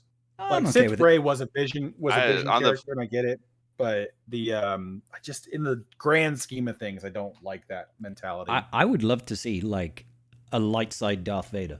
That would be cool, man. I'd like a what if light side Darth Vader. Yeah, no, I'm with you. We're like, I feel like it'd be fun to just do whatever the hell they wanted with characters. There's a ton in the legends they can bring in that are just, they're mainstays. We've talked about the Eternal Throne characters, the Zakul. We've got Abeloth, the Celestials. They've got an entire faction, the Vushin Vong, that they could just have some fun with those characters. You've got characters from the future storyline with Cade Skywalker and things of that nature that they could bring in with the Jedi and Sith. That we've already got Darth Talon, so they could bring in Darth. If they want to do EU, then yeah, I'm down with EU, but I don't know about what if characters. I don't like what if characters. I feel like it's too cheap, it's too knockoffy, it's too Marvel, and I don't want to be Marvel. So yeah. That's fair. I mean, it's just my take on the flip side, I was joking with Wolfie last night, and we said we'd want to have a Darth Lego Jar Jar. Oh god, that's when I quit. Oh no. Oh god. There you go. If I'm not getting Spaceball characters, you're not getting Lego characters. I draw the line. Just imagine imagine it's just a total spoof, like a total joke, like right before a GAC lock, like the day or week before or something, there's just a pack with a Darth Lego Jar Jar, and he could use him in GAC just for like as a meme character. Like that'd be hilarious. I'd love that. They should at least do it on April Fool's Day, so we all know it's wrong. Yeah, that one would at least be better, because they do that they've done that before with Carbonite Han Solo as a joke. Oh yeah, I forgot about that. That was good. Yeah, they should have done the Peter Griffin version of that. That would have been better. That would have been funny too, but probably some issues with Fox at that point. Sorry. Yeah, that's been in there for a while. Sorry. Oh yeah, that's bad. No, there's a. I mean, I'm okay with that with that stuff, but it's just like I get to a certain point where it's like there's so much to do in Star Wars that giving us like what if characters feels like a cheap knockoff when there is so much EU to go down. There's so many other characters. Yeah, I agree that we don't need to do it now. I'm just not against the idea of it in the future, but let's actually stick to established lore, established characters first before we start looking at crazy stuff. I do agree in that principle. I'm just not against the idea of some what if characters in general. I had somebody in Gridden's chat just bring a funny idea to my mind, is that for JML, his triple Omicron GAC lifter is Jedi Leia. Oh. And then that would be sick. General Leia. Hold on. General Leia gets a rebel version of Jedi Knight Luke. Have him in the raid garb, and then give him some other kid abilities, but just to be like, because we did this nuance with Rey and Slacker to give them each a Rey and Ben, I'm like, let's do it with the Leia and Luke and give them each other. Sorry, it just came to my head. I'm like, that would be funny and completely lore accurate. So like, send it. I'm here for it. I'm here for it. I'm definitely here for it. Somebody wants the Mandalorian child from KOTOR. Oh my god. A little stowaway child. No, okay. Actually, KOTOR 2. KOTOR 2 would be pretty sick to bring in some characters. Like if we got the Handmaiden, what's his bucket? Mandalore from that. Like KOTOR 2, I feel like they could tap into some of those characters. I mean, they got Trey in the. You mean cooler Canderous Ordo? Yes, cooler Canderous Ordo, exactly. Yeah. No, I would love to get Revan in the game, like a GL Revan in the game, but they use the KOTOR SWGoH characters to build up to it. Yeah. So we use KOTOR 2 to unlock, and we use the cast from that show to to unlock Mitra Surik, who is now the confirmed protagonist of Give me some Scourge. KOTOR 2. Mhm. And then we use Revan and Mitra, and then we take some of the books and SWGoH characters, and then we get to like unlock Revan Reborn. So we make this super expensive character to unlock by doing all these other things that they could go down the rabbit hole on when it comes down to characters they could add to the game. I was actually always surprised we never got more out of KOTOR 2 besides Traya. I think they ran out of time. The big three. Yeah. I still like remember. to see Go ahead. This was like one of my ideas way back in the day. I'd still push for it, but if there was a GL Revan that, depending on which team comp you brought in, when you used the ultimate, you became either Dark Revan or Jedi Knight Revan type of thing. You know, like Savior Revan or Sith Revan. You know, whatever you want to call it. Dark Lord Revan. But like to have that sort of utility of a GL that instead of bringing out the counterpart, it's just like built into the kit on, you know, if you use the dark side, if you choose the path of the dark side, then your Sith Empire allies gain X, Y, and Z and all that shit. And then on the flip side, if you choose, the light side, Jedi Knight Revan Reborn or whatever it is, then you boost up all your Jedi allies and whatnot. I think that's sick. Well, remember CG Carey, after she left, I did that interview with her, and she told me that they had an actual Revan Reborn in the works as the third Revan they were going to go with, and they put it in the back burner. And we're like, you just told me that to hurt me, didn't you, Carrie? Yeah. And she said yes. That was personal. That was personal. Twisting the knife. You could definitely see 6 years that they later, would go I'm to still that waiting route. for Revan to come in. Yeah. Yes. Mm-hmm. I think that'd be amazing. That'd be a cool little like spin off of like a GL, I feel like. Yeah. And be extremely thematically relevant for the teams too. It'd be fun. That's been my kind of gripe with CG, I guess, for the last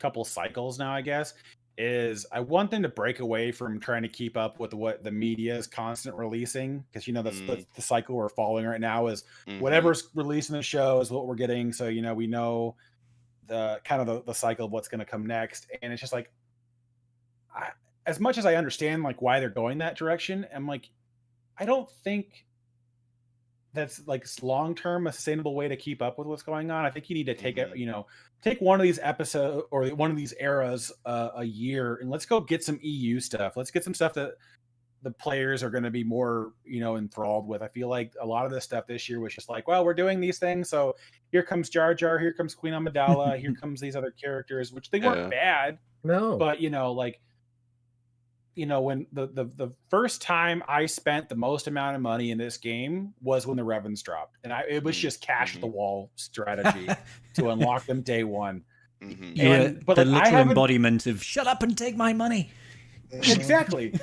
But since then, I spend to keep up with the releases, but nothing makes me really, really excited for a release. I did like the Bad Batch when they came out. I was really excited to get that team online. Really disheartened with Omega. Not that she's a bad character, just that I really wanted Crosshair. I would say she's a Bad Batch character.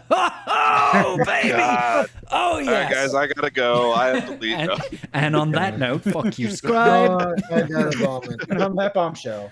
Well, yeah, it's like I will say they don't have anything that really draws me in like they used to. I guess I like the EU stuff a lot more. We all have a thing that we're drawn to, right? But I have to say that the release of the Phantom Menace stuff was fantastic. I mean, I hate the Gungans, but goddamn, that team is good, and they did a great job with it. And to bring in Padawan Obi and what they did with Queen Amidala of the Naboo was really, it's just real. They're really good characters, they're really good teams, and even I am not as I was like, well, these are worth getting, and they're pretty damn good. I gotta say, the Gungans are.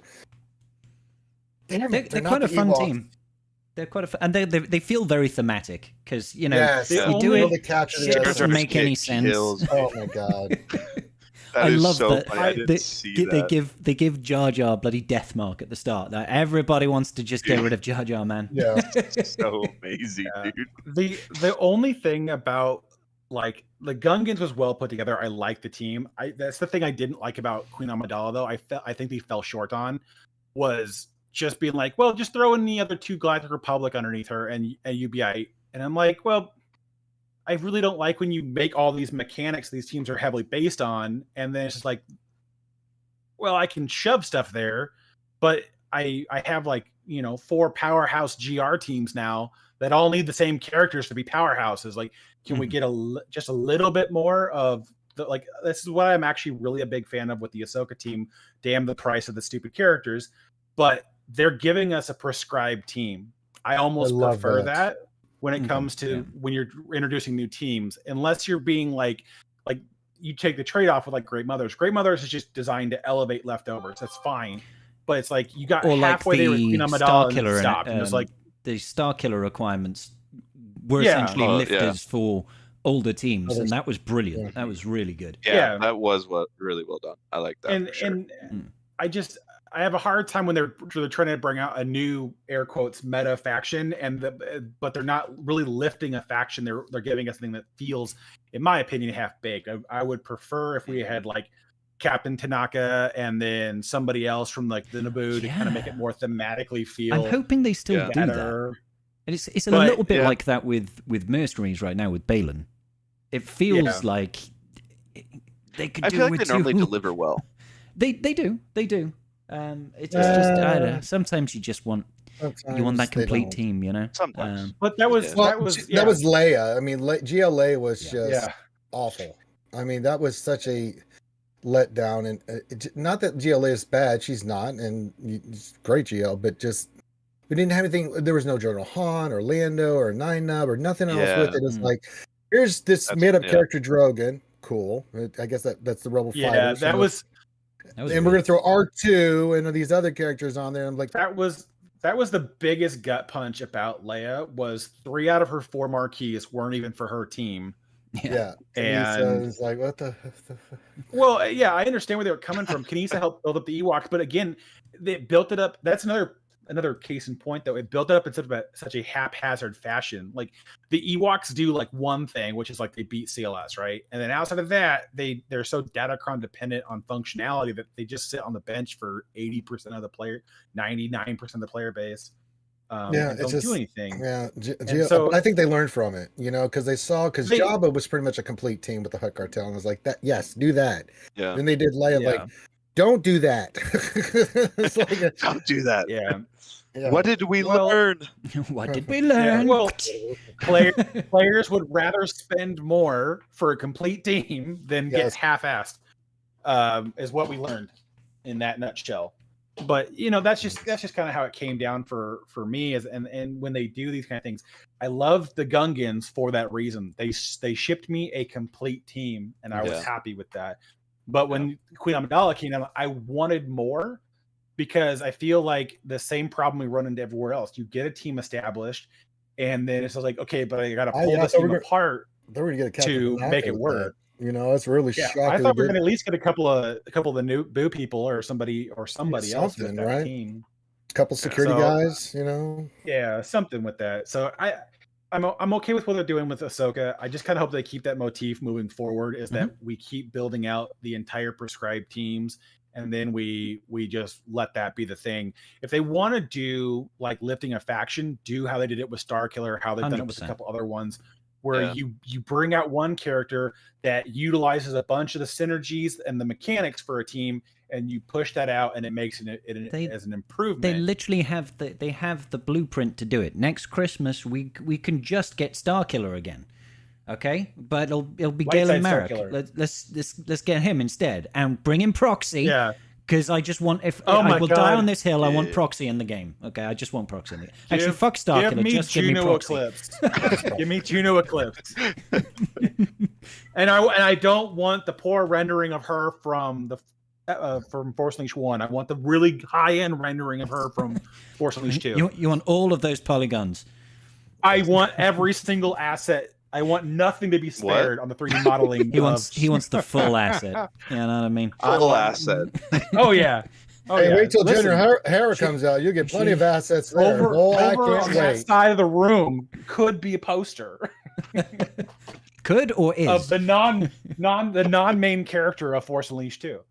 But Could or like will General Coda, Juno Eclipse, Proxy would be a great Proxy to me would be like the best iteration of the Cassian Andor Omicron in GAC. Yeah, Have definitely. like literally make it Watt's kit at the start of the battle, takes a bonus turn. You get to choose one of the 3 things you want it to be. Like, let's say you can be Kenobi, Maul, or some other Jedi, or just make them whatever Jedi you want to be in the game. And then they gain stats based on that role and like 1 or 2 abilities, like you do with Cam. They have all the implementations to make this possible. But that would be such a fun design space and give us actually a really cool team. Because I think that was the thing. My biggest letdown with Starkiller was the fact that we led in so hard to just the iteration of him serving Vader and not like his actual team by the end of the game. And so I'm like, if we get another Starkiller, can we get another iteration where you give me General Coda, you give me General Eclipse, you give me Proxy? I would even take like Maris Brood as just as a throwaway, give me 1 extra thing, even though she doesn't make it to the second game. You know, that would be a lot more interesting to me, but that would be cool. I would like to do that kind of stuff again. 100%. It would be great fun. Yeah. So hopefully, there's still hope, because I don't want everything that we get to just be a prescribed team. I still want them to show some love to historic characters. I like the theory craft. Yeah, it'll be be fun. Fun. if CG was down that road, can they please start putting Omicrons on older units again? At any point, I would appreciate it. I'd say a lot of like. I'd settle for a like Zeta on Chopper. Okay. Poor Chop. Oh, poor Chopper. I would like. He works so hard to genocide all those people. He deserves. I know, right? You'd think you would have one. Yeah. Well, you would just think at some point they would come back and do a little touch up on some of the older characters, because that's usually what ends up being the downfall. It's like these older teams are getting. Yeah. He needs so many things. But these older teams just they fall off because they don't have any way to compete without a Datacron, and so it's just like, okay, well, can we please bring in an Omicron that helps support some sort of team or the team they used to be on? Like let's make I don't know, make like a Padme lead team great again, or something that kind of like just to bring other. I don't know. There's just a lot of other teams in my head that I'm trying to sort out, but like.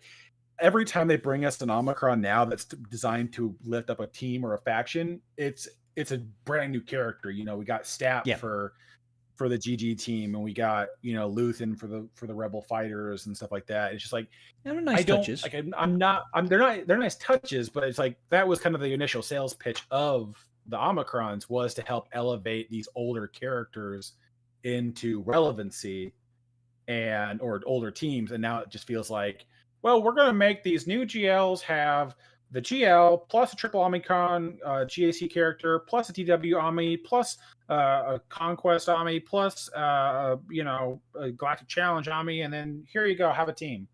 Like, okay, could we skip some of those and put some Omicrons on some of the older characters again? It's their formula, though, isn't it? It's like it's very regimented. Can we get a mercenary Omicron for Kira and have her lead some mercenaries now that she's got the rework in her tags to also work with mercenaries? Like, just something. I just get to a little tired of the point of like everything new is the only thing you can invest in. There's no love for the older parts of your accounts. Yeah. No, that's super. That's totally real. Because like, the original idea with like the Omicrons, like sure, if they threw something on one of these older teams, the problem is those Omicrons are still on the newer characters that are infinitely better than any low end character, Yeah. which I mean, of course, there's going to be better characters and worse characters, but it's like even if you do that investment with some Omicron and get them all up to relic, like they're still ultimately trash. Like there's not really like an incentive to invest in some of those characters, and I wish there was, but those are like we've all had those guild mates that they like to play with those off the wall sort of characters or tunes, or they invest heavily into like quote unquote teams that aren't quite as good or characters that aren't quite as good, and every once in a while like maybe they pop off, but like generally speaking it's just seen as a waste. It's just seen as a sort of like waste of investment, and then you just have these dead end characters at the bottom of your roster that you're like, well,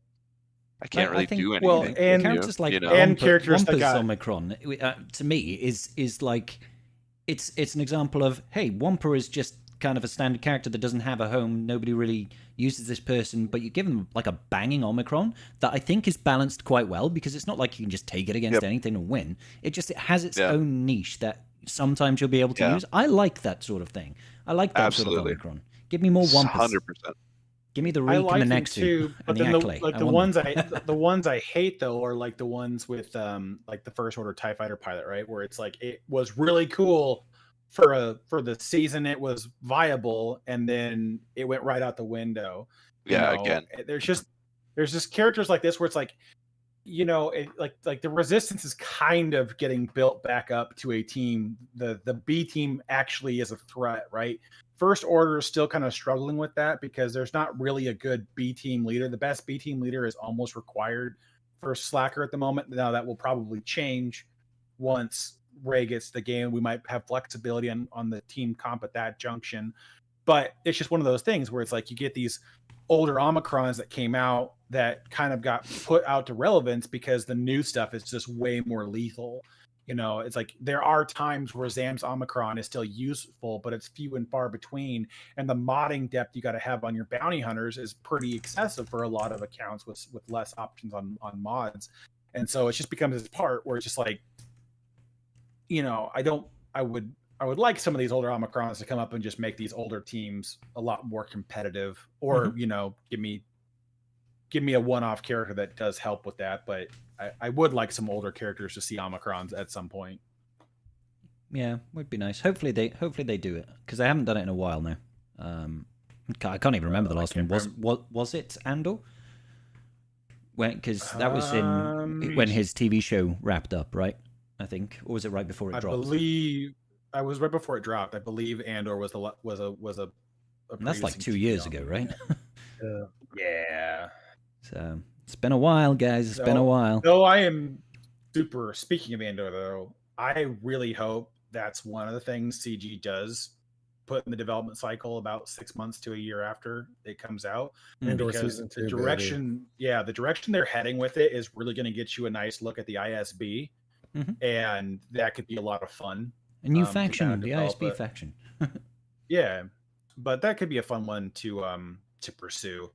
They're going to do a lot of things with the Rebel side of things too, but that could be fun to see that one. But that's like the only thing on the horizon I'm looking for. Like I don't want them to commit like right now to giving us what's the new show called, Skeleton Crew. Yeah, I don't want them to be like, hey, we're going to give you characters from Skeleton Crew in 9 months. I'm like, but we don't even know the day if that show is going to be worth the time. Like, I don't think they'll announce anything that early. Like, they're probably working on whatever they want right now anyway.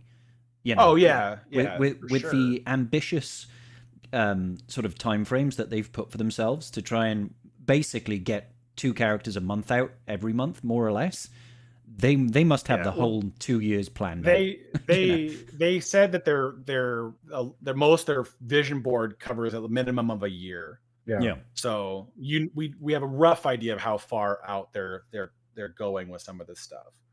But yeah, I agree. It's just one of those things. I imagine Skeleton Crew right now is probably penciled in for this time next year, but they could always just pivot, right? They could just pivot and be like, actually, no, we're not going to do that. It's like how like Acolyte, I'm just like really hopeful. Like as much as like some of the characters were cool, like the dark side guy, I can't remember his name right now. Come here. Come here, the stranger. he is like the only character I might want to see, and everyone else is like, I don't ever want to see you. Come on, you're telling me you don't want Basil in the game? Oh my god! Name one. Name all of them. I don't care. None of them have any appeal to me. I don't care. None of them. That's the one I want. Yeah. I want none of them. But I got a bad feeling about this, guys. We are going to get an acolyte section. Oh god. Yeah. But yeah, it's just those kind of. What do you think? What do you think Chimera's ultimate will be? Will it be that he gets naked and jumps into the bathtub? I don't think he'd be worthy of being. Yeah. Well, he could be like a journey character, but I can't see steal your girl greater than that. Yeah. Oh. It's like, I'll take you or your sister. Basically, that's his. He can have a unique called Riz Master. Riz, I will kill all of your friends, but then you will still fall in love with me. That's right. He needs. Oh my god, he needs abilities that have the dialogue from Screen Rant. Oh, the story can happen. The story can happen. I need to get all the way off my back there. Yeah, needs all of those like quotes from there, because it was just like so nuts on. The whole show needed so much fallacy to happen just so that they could like pursue the rest of it. But yeah, I just whatever. Yeah, those are one things like I really don't hope we get, but like it's one of those things. If we do get it, we're stuck with it. We'll deal with it. It's gonna be it's gonna be important to the game and a big part of what's going on. So. Yeah, can you imagine how grumpy people are gonna be if characters from the Acolyte come out and they're like really good? People still say they're not going to get Rey because they don't want to gear up Rose Tico. Like that was me for a second. I'll be honest. Well, there you go. So how much worse is it going to be with Acolyte? It's going to be so much worse with Acolyte. Oh my god, that's a good point. Yeah, that's the other thing. Like, I took I haven't watched any Star Wars. Like the last Star Wars thing that I watched was probably. I watched like a couple of episodes of Ahsoka, and I didn't see Bad Batch 2. Like the last like Star Wars I'd say I really watched was Andor. Like that was the last one that I got like really into and like know anything about. So all these new characters coming out from new shows and whatnot, I'm like, I don't know what the hell you guys are talking about. Like, who are these people? Well, like, Bad Batch. They have a lot of stuff they can bring in from Bad Batch season 3, and that was a really good season. I liked it a lot. And Andor. It was a good pivot for them. Yeah. Yeah, I really liked what they did with Bad Batch season 3. And then Andor it's just been fantastic. So I'm excited for Andor. Someone said this in YouTube. Skeleton Crew's got a bunch of kids, and I was like, yeah, you know what? They're probably not going to bring kids in the game to be, having Kylo Ren. If they're at Mega's age and older, it'll be fine. Just saying. Jude Law is pretty old, so well, yeah. Besides Jude Law, yeah, they could do him. Borgullet. Bring in the Borgullet. Oh my god. Yeah, I really do hope we take some time and go down the EU route for a little while. We'll see. To get some of the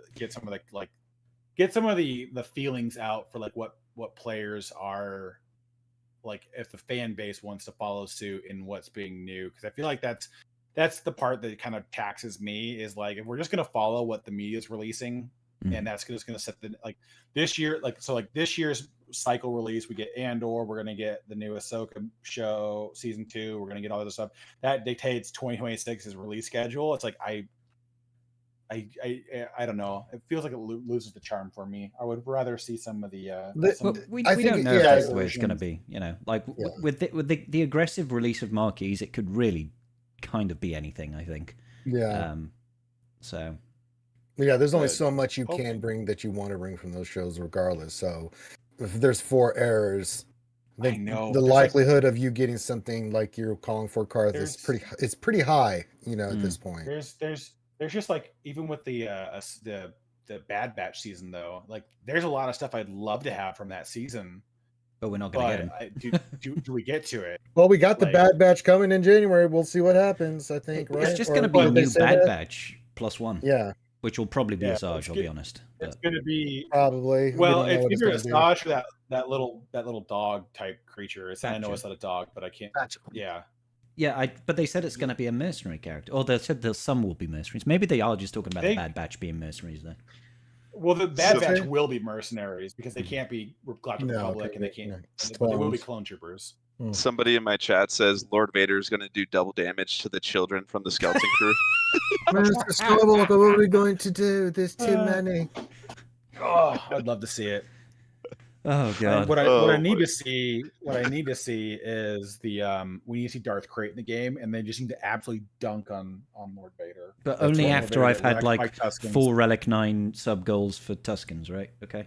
That's right. That's the Ooh, rule. Yeah. There's just a lot of things that I'm looking at where I'm just like, there's a lot of things in the Bad Batch, but there's a lot of things that seem so short-lived that I don't know if they would bother. Because it's like, do we bring in Commander Wolf? Do we bring in Gregor? Do we bring in Delta. like there's Bring in Delta Delta Commandos. Squad? Then I will be that. I'll be the money meme. Take my money. Oh, I already said Taking all that my to I would like to remind listen, everybody earlier today, Ranger asked Gridden how much money are you spending, and it's taken Grid less than an hour to go from none to take all my money. There we All go. my money. Welcome back. Only for Delta Commando. Only for Delta I- Commander, yeah. I literally sent it to Meathead like 6 months or 3 months ago. I was like, listen, I don't know who needs to hear this, but there is not an amount of cash I would not spend to get Delta Squad and then just a generic clone as a leader. Like I don't remember what they call him in the stupid game anymore. Wow. The clone commanders. The advisor, the clone advisor. Oh yeah. Oh. If that was the squad, like there is not amount of money that I wouldn't be unwilling to spend to have that day one at Relics ready to rock and roll. Like I'm selling whoever used kidneys. whoever needs sell to know both. this information, let them know. I will do this. Grid goes in. But, It's like, all right, take the back in. You're like, no, we need the good one. All right, I'll deal. All right, I'll handle it. I'll survive. Maybe.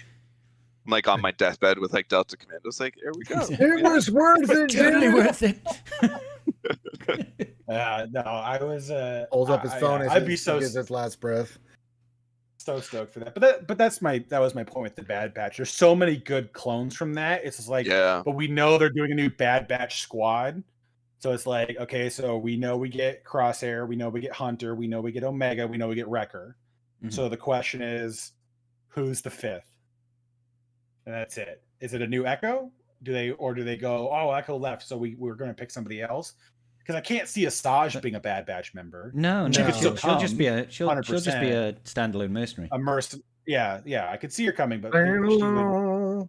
an Ufu I know. mercenary. There you go. I think it'll just be Echo because if they're calling it a Bad Batch squad, so it has to be the Bad Batch as far as I'm concerned. Maybe they'll do Batcher Yeah. instead of a new Echo, but I'd like to think Yeah. that Batcher will be like a summoned unit that Omega summons. in. I would assume that as well, but that's the only thing in my head is like it just feels like Headcanon. there's so many Force Ghost pack. good yeah.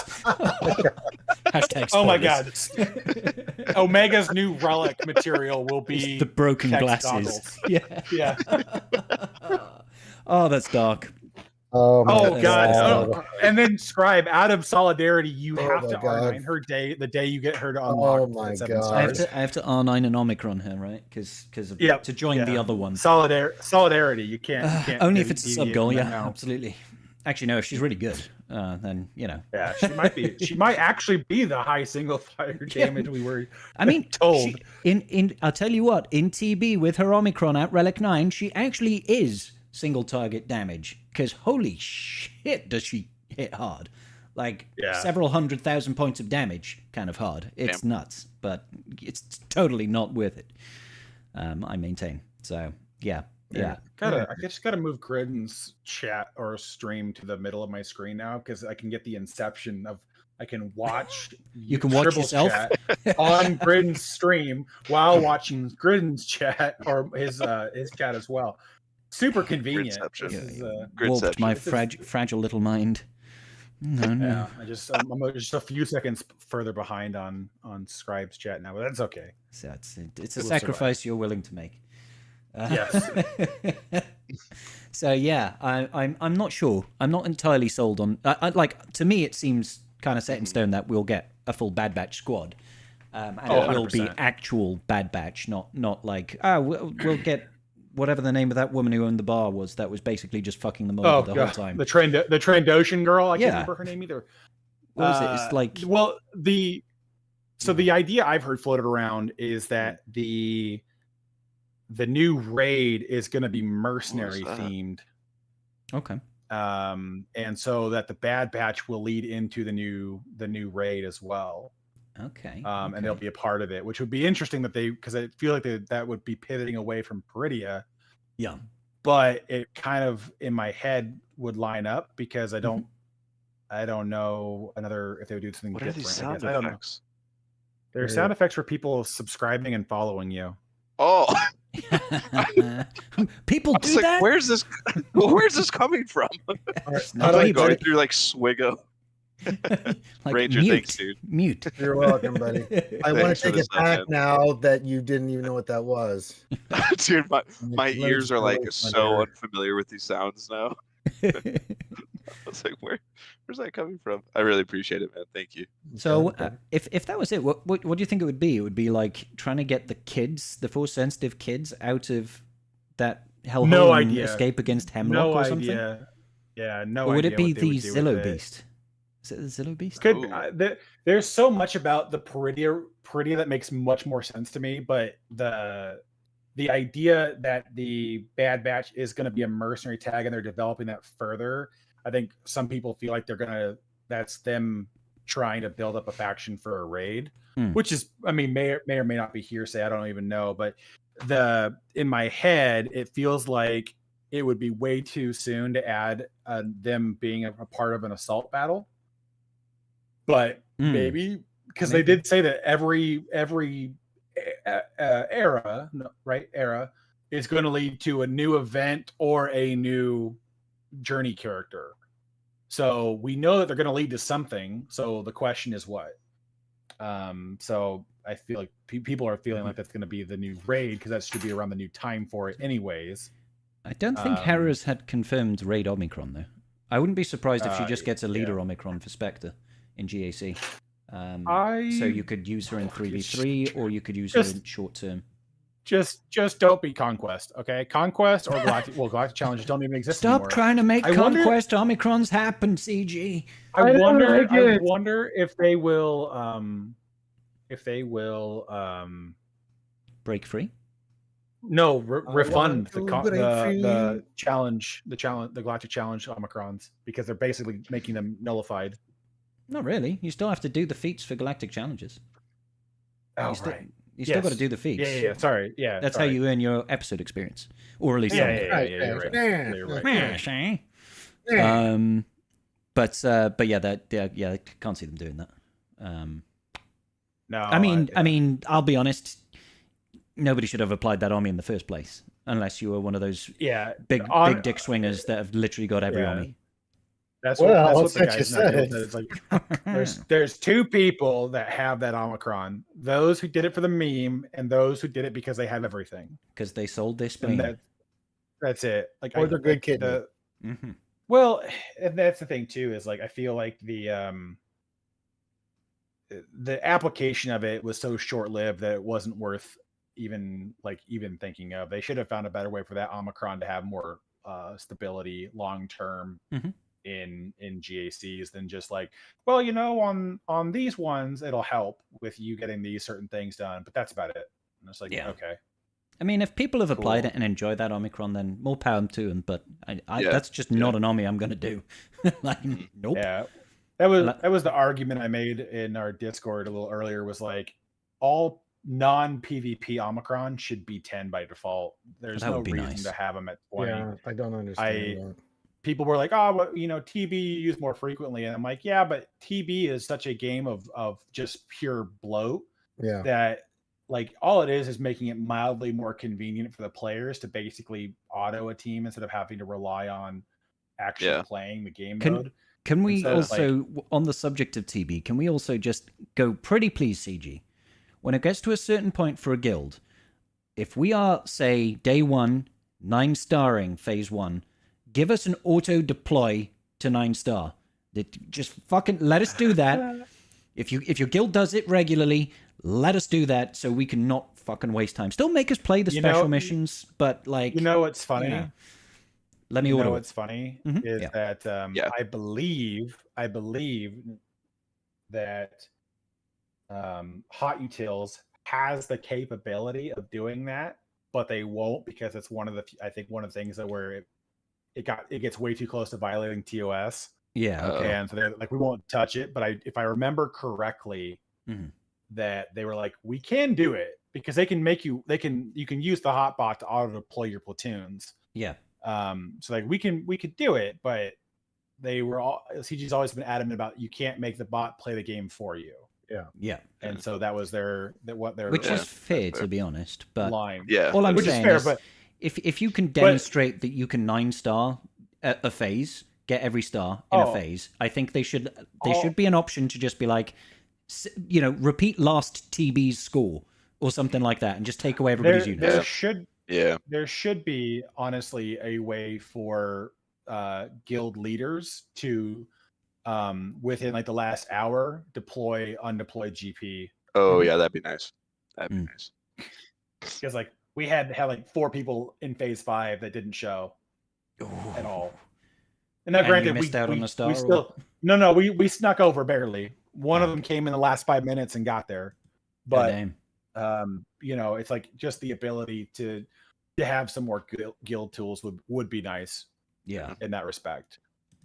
But on kind of a shift of topics, if I could, what would you guys feel about like a Beastmaster Beast faction? A Beastmaster Beast faction. So how do you mean exactly?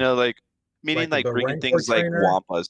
Yeah, like Wampas together. Like bringing like I don't know if you want to say like Reek or something like that, but I would like kind to of a see beast faction. I would like to see Reek, Nexu, Acklay become playable characters, but maybe have them operate more like Wampa, where you can only use one creature at a time. Like it's just a solo. So they're almost like it's a boss unit for you to use, not necessarily a GL power, but similar power to like an Omicron Wampa, but they're quite specific in what they can counter. I'd be down for that. I think it'd be fun. Gives and you can even have like Rancor. Well, why not let us have a Rancor? Mini ones. Like, they don't have to be bosses and shit. Just normal characters. Like they're not beyond overpowered or anything, but like Wampa-esque. Like they could stand alone, but it'd be kind of fun to see like a few of those guys get pit together. When are we getting Dad Bod Boba mounting a Rancor? Like I want Boba on a Rancor. Reminds me. You want a little Danny Trejo action? Did you guys? Who doesn't? I don't know if you guys, did any of you ever play Star Wars Galaxies back in the day? Oh yeah. Oh yeah. Way back. So we were the day one players and stuff. One of the first Beastmasters on that game. He went to Dathomir for the Night Sisters. Got 2 Rancors, and he was so proud because he had the first 2 Rancors. These giant creatures he could use. And so my buddy Mojock, being the asshole that he is, went and logged on his alt, which was a beast tamer, and said, "Oh, can I look at him and stuff like that?" And he's like, "Yeah." And he somehow finagled to where Mojock took control of the Rancors, released them, but we were in the middle of an Empire City, so these Rancors started going crazy.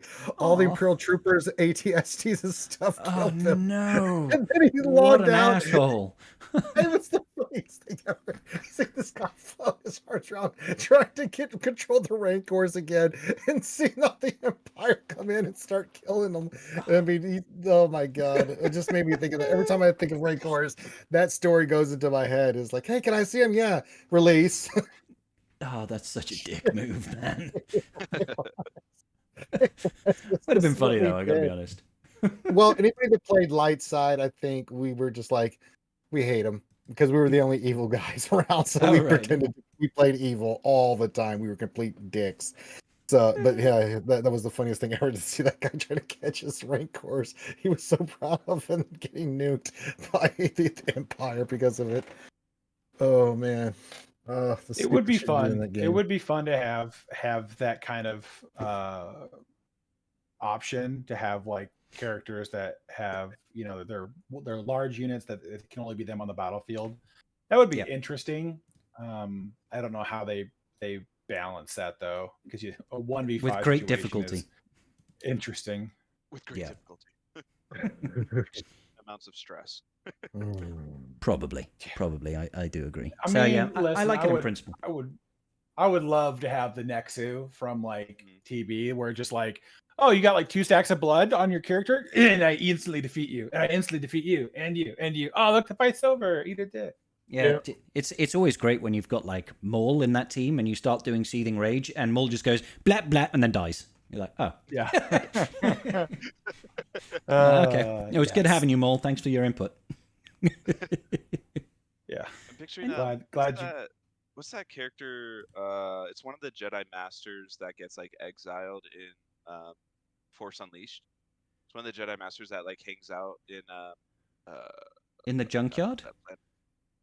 No, the one where you're down, like you fight all the Rancors, and then she's like, "Oh, that's Shaak Ti." Yeah, Shaak Ti. It is that's Shaak Ti. Yeah. But I was thinking of something like that, where like it's a character that fights with monsters. Beasts. Yeah, like a beast handler type, beast wrangler type character. Yeah, I just don't know who that would be. I only know the Rancor handler, Danny Trejo. the only one I know. Well, you have the original Beastmaster from episode 6, and he handled all of Jabba's pets, but we only see the Rancor. His menagerie of pets. Yeah. Isn't there a KOTOR 2 Beastmaster or something? Yeah, there is. There should be. That's I know you fight some Beastmasters on. Well, there's a SWGoH Beastmaster too. Yeah. There's a couple of them. There's a few different. They just have the different critters. If you downsize the types of characters they use to like smaller things, that would be more of a. He's got an army of Womprats. I used to bullseye those guys with my T16. The Rat King. Yeah. There you go. There you go. That could be funny. Oh my gosh. Yeah. And we could, yeah. What was that giant snake creature in the asteroid in the OT? Meg. It was Meg from Family Guy. I watched that. Yes. That was the character. I remember that exactly. Mm-hmm. Perfect. And then they said, "Shut up, Meg." Shut up, Meg. Yeah, love it. Yeah, it's good business. It's good business. What haven't we not talked about? I mean, obviously we touched on Yang and stuff. We've covered everything. No, we didn't go over the anniversary rewards. 18 different directions. We didn't go over that. I mean, they're pretty standard. I mean, they look great, but double drops and professorials and everything that comes along with it. So it looks pretty solid. And anything. So, is there anything? Because I haven't really looked at it. So, the myth. We get the legendary Chewbacca shards. 3 of them. Good. I'm glad some things never die. Oh shoot! This is happening tomorrow. Yeah. Tomorrow we get this with the update. It starts tomorrow. Yeah, double drops and stuff. Yeah. Yeah, the party starts tomorrow. Sweet. And then we've got only 2 Omicrons. Could they not just give us a full army? Just add a 0 to that too. You remember the first time they put Omicrons out and everyone thought they were 2 complete Omicrons? Yeah. And they were like, oh, it's just 2 mats. Thanks, AG. Everyone's like, they give us full Zetas. Why not a full Omicron? And I'm like, because it's a super limited resource they want you to spend money on? That would be why? All of the Bo-Katan requirements. She should be going permanent next month, right? Yes. She should be going in. She'll probably go permanent. December? Maybe January, because maybe they want to more like the January. Somewhere around that time, yeah. Yeah, they'll probably come back on our January event. She'll go permanent. Yeah. And Padawan Obi-Wan and Stap and Master Qui-Gon Jinn shards. Not too bad. 1 million credits. Yeah. Gee whiz. Don't forget. Not a billion. Not a billion. Don't forget. Yeah. Level 90. The Whale Mart. Whale Mart? What about Whale Mart? Oh, they on the web store they have. There's the horde of crystals. I'm buying that stupidly large $230 one that gives you like 40,000 crystals. Or Well, whatever it is. that's 230 euro. You should be your Great British pound should be 200 Great British pounds. Yep. Yeah. Well, either way, I'll take it. I need that. We're getting 2 marquees. I mean, that's cheap. but value. literally, it's 2 vaults for the price of 1, essentially. Yeah, and some. Sorry, and some. It's more than that. It's like 2.5. It's 3 vaults for the price of 2. Sorry. Yeah. Okay. Yeah. Are we only getting 5 So you- Carbantes? Yeah. 5 full Carbantes. Those are full. Oh, okay. I was like, Yeah. fuck. Yeah, That's yeah. such an insult. It's like, God damn it! Right. I need like You'll get one and you'll 48,000 of like these. it. Yeah, no, and 5 full stun guns is crazy. It's like the whole shtick. Bit of fragmented, bit of incomplete signal data. 100 carbonite circuit boards is actually quite nice. So is 80 bronzium wiring, to be honest. Like, I'll take any of those that they want to give me. Anything they want to give me of those, I'm like, please, God, Yeah. yes. And then How we do We're we, supposed to That'll get help me. we How got do a we free feel at the- free. Go Go ahead. ahead. Jinx. I said it first. All right. Yeah. No, I was just gonna say, how do we feel at the very bottom of Meathead's post? What has been your favorite SWGoH moment this year? Oh. What has been my favorite SWGoH moment this year? Easy Ooh. for everybody. It's all the same. It's it- Bane. It probably is Bane, to be fair. It probably is Bane. Yeah. I thought you were going to say shots of whiskey for a minute there, Karth. Yeah. Like, But that wouldn't which be one everybody. Do we not But remember? they can't all be of the your shots of favorite whiskey. moments if you can't remember Yeah, them. we don't That's remember absolutely. that. I remember the first couple of shots. Usually, it's usually after it goes into the That's double fair. digits that memory gets a little bit unreliable. I know, like you don't remember, like I did all those shots because you were drunky. Nope. It's like, Nope, didn't happen. Don't remember I didn't do that many shots. No, I took all of them for you. You did. it.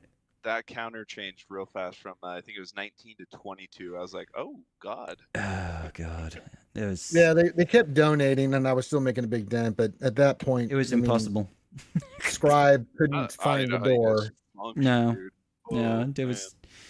Yeah, the door is I my tell you favorite. what. moment here. Yeah, it's up It's there. very This easy, is- Gridden. They this is a drink a goal. hell of a lot more than Yeah. the average bear does on a regular basis. Yeah, it was a tough time. It was a tough time, but probably Bane was the definitely the most enjoyable character release. I will be honest. That guy is just clappy. You know, I'm with Megatron. it is coming back. And you, Grid. Yes, Yeah, we got- content and DB creators of Official's- old coming look, back DB to the game. Official's back. Well, he's been back for a while. Yeah, Oh, okay. I didn't know. Was it this year that he came back? Who? DB. Official? he said his first stream back was on Friday when I streamed mine too. Yeah. Oh, well, Well, okay, but he definitely came DB back has before taken- that. He just didn't. DB Yeah. has taken many breaks Yeah. over the last like couple Yeah. of years. So like he'll play for like a couple of months and then for something come up and he hiatuses for 4 to 5 and then he comes back and then plays again. So he's probably just returning from one hiatuses for whatever reason. Not that he's not welcome. We always like it when people come back to the game. we do. Oh, absolutely. More than merrier. Yeah. Except so Urs. good. Fuck that guy. Okay, who? Urs. Urs? No, Yeah. we love Urs. Urs is good people. Okay. All right, we do. Yeah. You're just saying that. Well, Oh, yes, yeah. yeah. I mean, we've been sprayed in the face with carbonite lots of times. Earned, Yes, of course, yeah. but Mhm. So you didn't like that? after I'm about sorry. 10 I times. totally yeah, misread no. the situation here. Yeah, I misread That was Hang on. carbonite? Oh. That's what they that said it was was. Well. Some Listen. people pay extra for that. I didn't ask questions. I just enjoyed the ride. Yeah. Just enjoy Sometimes the that's the best way to be. In Yeah. my mind, it Just let was carbonite. I mean, listen, whatever helps you sleep at night. That's what you have to do to get through the day. Yeah, and I think we can probably all agree, riffing off Trodat's comment, the worst part of the year is probably the balance changes to the Leviathan. Oh my god. Because Walk me through that. What happened? Oh, pain and God. suffering mostly, Grid. Pain and suffering. Okay. Yeah, just It's just- unbelievably. Coin flip meta has returned. They completely yeah. broke the Executrix from being a marginally useful fleet into being a And Chimera. what's the opposite of marginally useful? Not at all useful, I think, is probably where we land. Yes, yes. So Amazing. yeah, just completely broke the fleet, which is great. It's only it's only 2 conquest units in that fleet. So yeah, thanks for that. And then it's made levy mirror matches unbearably painful to walk through. Coin flips, most counters have been taken off the table, and then the punishing one came in being way more powerful than it has any right to be, in my opinion. And Well, Chimera as a marquee, yeah. Who's the Chimera punishing can take one, some by the stuff out. Who's the pilot for that? Dengar. Dengar. Yeah. Okay. Yeah, it's nuts. The Dengar. punishing one is crazy. Actually, it's wildly powerful. Yeah. Well, lives up and to then its name. their way to address the punishing one's ability to beat the Leviathan was to nerf the Empire counter to the Leviathan into the floor. Like, it's not even usable anymore. They basically were like, oh yeah, you can't, dark side capital ships can't gain turn meter anymore. And so that was a huge thing. And then the insult to injury after even that came through was then the bug where they doubled down again on eliminating the Chimera from being useful at all with Empire, or at least the best ships. Then the bug broke the fact of the ship that it was supposed to work with, which was the Executrix. Yep. And so we are at a point now where the Empire fleet cannot go against anything meta because one doesn't work at all anymore. The other one doesn't work because of a bug. And so, and we're on week 3 of that still not being fixed. So they've made a royal mess. CG took the adage of, if it ain't broke, fix it until it is. With the Empire fleet, they were just like, let's fix this. Oh crap, we broke the Executrix, so we'll leave it in. It's fine. That's what they did with it, and it's not been fun. No, because like at least with the Executrix, you could use it to make some headway versus the Executor, and you could use it you could still use it to counter the Profundity. But now with all that gone, like you've got a very limited option on what you can do. And honestly, it wouldn't be as bad in the Executrix if the Scythe didn't have such high target priority. Yeah. But it literally, I swear to God, you can go into a fleet battle and get like whirlwinded by GL Ray. Ground units want to kill that fucking ship. It's just dumb. It's like anything that has a chance to hit it will just hit it. I'm pretty sure it has the highest priority out of any ship in the game. Oh, absolutely. Yeah, I'm pretty sure characters from Marvel Strike Force are hitting it. Like, it's just dumb. Yeah. No joke. No joke. Goddamn. So it wouldn't be as big of a deal if maybe they didn't always, dog with a bone, just try and assault that ship. Because pretty sure I saw the Federation come by. Yeah. Fucking Star Trek for the rest of you. General Leia started flying like Superman to go and punch it in the face. Yeah. It's like, goddamn. It's I mean, I think we could have like a whole section on memes about how much target priority the Interceptor has. Not the Interceptor, sorry, the Scythe. Yeah. It's just nutty, and it's kind of broken it a lot. And like I've mentioned before, in my head, the only reason that the punishing one is as powerful as it is because they're doing something to buff more fleets. Clearly, hopefully not anything else to the Leviathan, but I'm thinking that the Profundity is going to need something because we kind of lost our rock, paper, scissors mantra to the top 3 meta fleets, and it just kind of sucks now because it's like Profundity under certain circumstances, like if you take the Mark 6 Interceptor with it, can beat Leviathan. Just because you can use mechanics in play. The Executor now just absolutely unequivocally with the punishing one, regardless of star level, dunks all over the Profundity, and can make a decent dent against Leviathan. Even though you may not win it, you can still clear off like most of the board. And then Leviathan dunks on everybody. So it's like there's not really a good, A beats B, B beats C, C beats A. It's just kind of like we're stuck in this rut of just barely keeping it together, and that's not really a good spot in the game to be. I feel like at a certain junction, the mentality should be around strategy, not around like, well, we have one ship that's basically if you mirror match it, you'll likely win on the first pass, but everything else has to multi-tap it. I feel like that gets to a point where players are just going to keep throwing the best stuff on defense and just letting fleet go instead of, strategizing which teams they take to offense and defense. Well, you thought they would have learned this lesson from back in the day when we had this power creep going on. But the problem is that they've just not done anything with ships consistently, and it is. And then when it's just not well thought out. And we go through these cycles where it's like, there's nothing wrong with how it was, I'll be honest.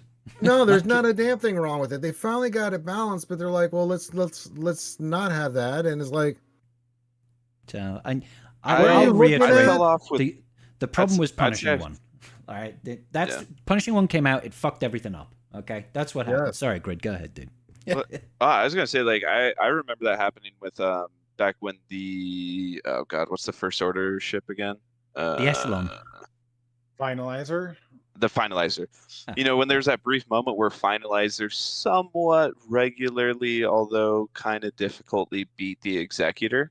That brief moment right there is when I probably felt best with ships, because clearly the Executor was dominant, and that's okay. You do have to have, kind of a best ship, but everything else still kind of worked. Like, you could sort of use Malevolence, maybe, Negotiator if you're real spicy with it, but like, it was better. And then Finalizer, you're like, yeah, we could, I could still even kind of take out the Executor. Like, this sort of works. And then when they got rid of that, when they like intentionally nerfed the Finalizer so Executor would be the absolute best, I was like, okay, this sucks ass. Because then it was just, I know I wasn't going to beat it. And if I saw that thing on defense, then my GAC was lost.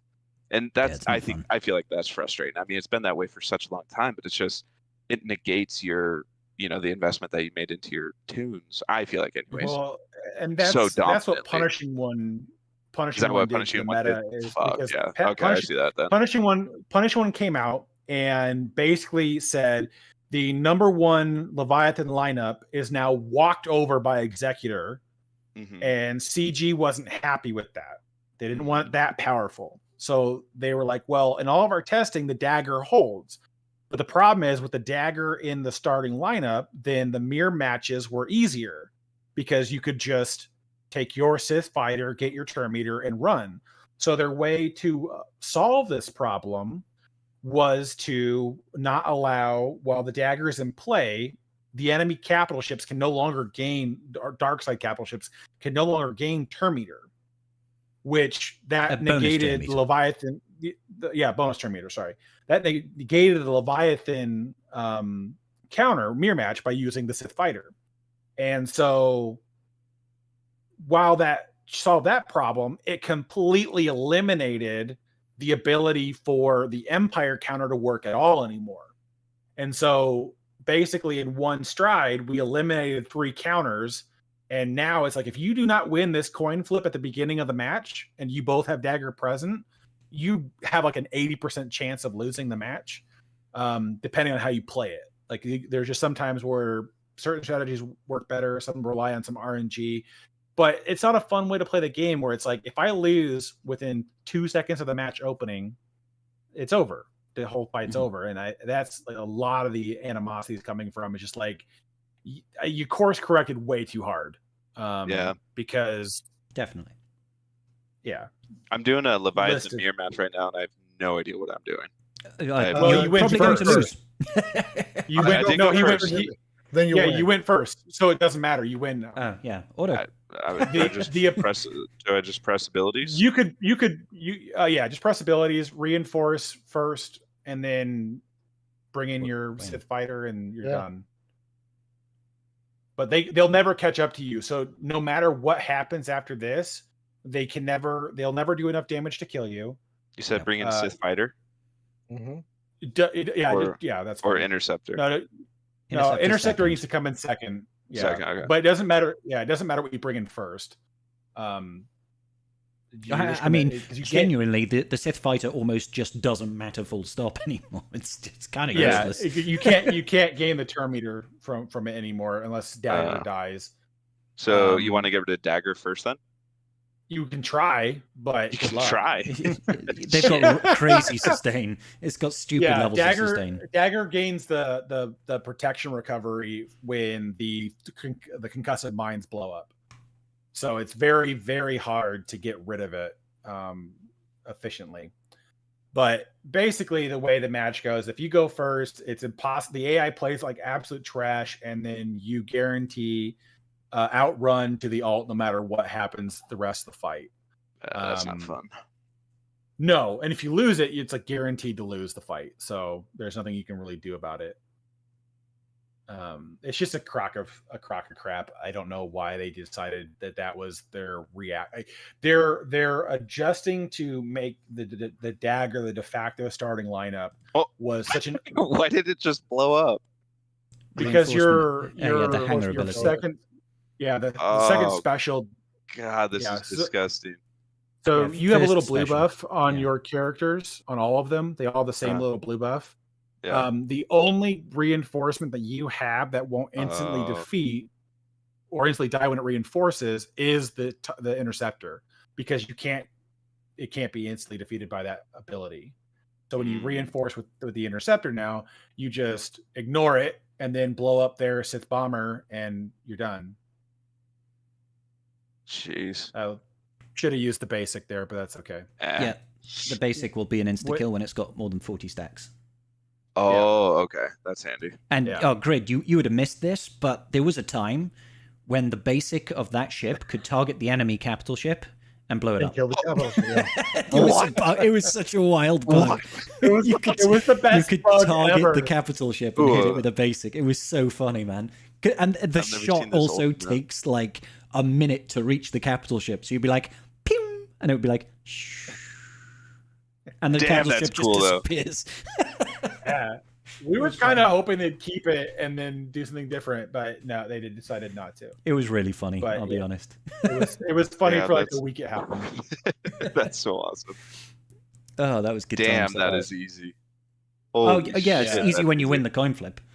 If you lose the coin flip, there's nothing you can do. You can reinforce with with the Reaper, but all that does is give you a second chance at the coin flip. Oh shit! I don't think I was supposed to finish that match. Did you snipe someone's payout? I have no idea. Shit! There's still 26 minutes left. Oh god. There's still 26 minutes Jack, left. They got plenty of time. My bad. Sorry, the coin flips. Tell your fleet shard a silly little streamer got a hold of your account and hey, got don't blame me. Zealous. Sorry guys, it was Scribe. This was Scribe's fault. It's all my fault. Sorry, buddy. Sorry. It all comes back. You'll get me singing again. That is an easy ass fight. Did we have anything else that we wanted to discuss? I don't know, but I am going to have to wrap it up soon. Yeah, we really didn't go much over Hu Yang because I feel like he's just the lackluster redheaded stepchild of this week's information. Well, it's only because we're waiting to get other assets in the game right now. We're looking for General Hera, really. But Hu Yang's kit is actually cool. Hoping... And I'll be honest, I love the fact that this guy just comes out and throws hands. His animations are great. I was actually wildly surprised that they made him an attacker. Yeah, there aren't many attacker droids. Out of all the characters. She's not in game yet. I would thought it would be a support character if I was given. So we don't have a kid or anything. Not yet. We don't have a kid. She'll be here in 2 weeks. 2 more weeks. You guys just randomly commenting on my stream. I'm like, oh, I just got caught.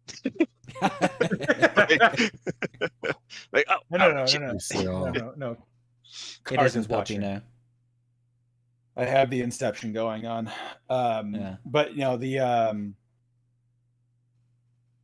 she comes in 2 more weeks. But it's just funny to me that they made Hu Yang an attacker. Like I found that an hysterical part of his kit. I'm like, really? That's the attacker? Ezra's a support, but Hu Yang's an attacker. They got Ezra's damage is off the freaking rails. Like and Hu Yang he can throw hands. Hu Yang's just going to be providing additional damage to that, which is kind of nuts. I'll be honest. Like, oh my god, there's just so much stat ramping in that team so far. It's going to be monstrous unless they tone down the base stats of GL Ahsoka in TW with that Sabine, Ren, Omicron, and the full squad, it's just going to be gnarly damage that they're going to be kicking out. Oh my god. Is that Padawan Sabine? Yeah, Padawan Sabine. Her Padawan Omicron is Sabine gives 100% offense, defense, and stuff. Mother of God. Yeah. 50% defense, 100%. Let's just keep it real, 100% defense, 100% offense, 60 speed. Yeah. Whenever Sabine gains a stack of ancestral resolve or force connection, she also gains. Holy mother of God! Third leader's Ahsoka. Sabine gains that. Got all this shit. Oh my God! That's not good. She's gonna be Wait, what quite the fuck? Whenever a Spectre ally loses exile, they gain 300% offense for 2 turns. It's going to be like Qui-Gon Jinn sacrifice on the team. TW. Oh God! In TW, she is going to be a tactical nuke. Like, yeah, dude, honest to God, I'm looking at how much damage this team will put out, and I'm looking over at CG, and I'm like, so is this like the Galactic Legends of GLs? Like we're like raising the bar on GLs further because kind of feels like support. The support is astronomical, and that's why I said at the very beginning of this whole thing, I feel like they're going to go back with the Conquest units and give every GL at a minimum a triple Omni lifter for their squad. Yeah, because if this is the benchmark for GLs moving forward, the old GLs are going to be worth next to nothing if you don't keep up with the newest ones, because there's going to be nothing for it. So I think they're going to do, and they could put them in they could do lifters and other methods, right? They could do them through epic confrontations, journey characters, or whatever else they want to do to bring in more lifters. But I think every GL is going to need one to have one for GAC and for TW. I feel like without it, the team's just going to be incredibly underpowered. Yeah. To be honest, it doesn't even matter if GL Ahsoka herself does damage. There's already so much damage in that team between Sabine and Ezra. There is so much damage in that team. You don't even need. She doesn't need to do anything but sit there. I just need to know what Hera. We don't even know what Hera does or Ahsoka. And I'm just looking at these numbers. You're looking at basic. Yeah, you're looking at like 400% offense for a couple of turns on whoever loses exiled, and we're assuming that Ahsoka's at least going to give more people exiled. So it's like, okay, this is going to get off the rails in a real heartbeat, and I am here for it. I guess kind of. I can't wait for regular characters to be breaking that 1 billion damage. It's coming, baby. Dude, it's coming. That used to be like a crazy thing, and now it's just going to like be in the game. Yeah. 1 billion. $1 billion. Remember that video I made when I was doing the raid and I stacked up mastery for a year and a half, and I got Ahsoka to do 1 billion damage in the Sith heroic raid? No, dude. Well, anyways, I lost exile with Sabine. She just crit the entire team for 1 billion damage apiece. This is normal. This is good. But it's okay because the enemy had GL Thrawn, so he was at about 50% health. It's fine. He knew she was going to do that and countered it. Yeah, he knew. I'm just looking at this stuff going like, oh my God. They're going to have to do more of this kind of stuff. Because like you even look at specifically at the new Rey they're giving us for Conquest. Yeah. Her kit is such a, like, it's not like covering the gaps in Slacker's inability to deal with certain GLs. It's like surpassing everything. Like you can't, until everybody has taken a turn, first order allies can't die. She revived every time you kill somebody on their team. If they've killed somebody on your team, you revive them back.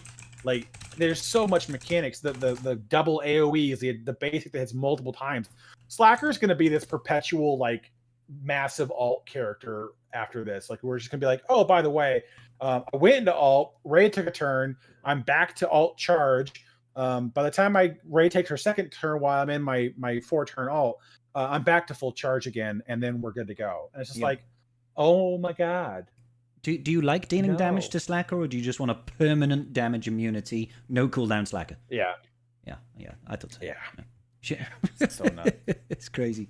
Okay, guys, I am going to have to wrap it up. I'm very, very sorry. It's been an absolute pleasure and an honor to be chatting with you. He's not tonight. sorry. No, actually, I'm not sorry in the slightest. Fuck you all. He's trying to leave us for more famous people. Yeah, I don't want to hang out with you guys anymore. I didn't even like you guys anyway. It's been awesome. So, Grid, if you're still live, we can just send people your way. Sure. I mean, I'd be happy to. We're getting ready to do. I'm gonna do this GAC here in just a second. See what's going on. Have some fun with it. So I Smashing. definitely would appreciate that. But thank you Yeah. so much for having me on. I'm sorry, I kind of just No, crashed the dude. party, but I really do appreciate Absolutely. it, You're dude. more than welcome. You're allowed to anytime crash want, whatever buddy. you want, Exactly. especially against Heinz. Whoa, whoa, whoa, whoa, whoa, whoa, whoa, whoa, whoa! Let's put some stipulations on this. Heinz must go. You got to bring some alcohol. That's all I'm saying. True. Yeah, that is the rule. That is the rule. All right, guys. Bring your own beer and then bring us beer. Bring your own whiskey is the rule. But bring enough to share. That's the important part. Oh, naturally. Yeah. All right, everybody. I'll see you live tomorrow for GAC. I'll speak to you all very soon. Peace out. Big love, y'all. Big love.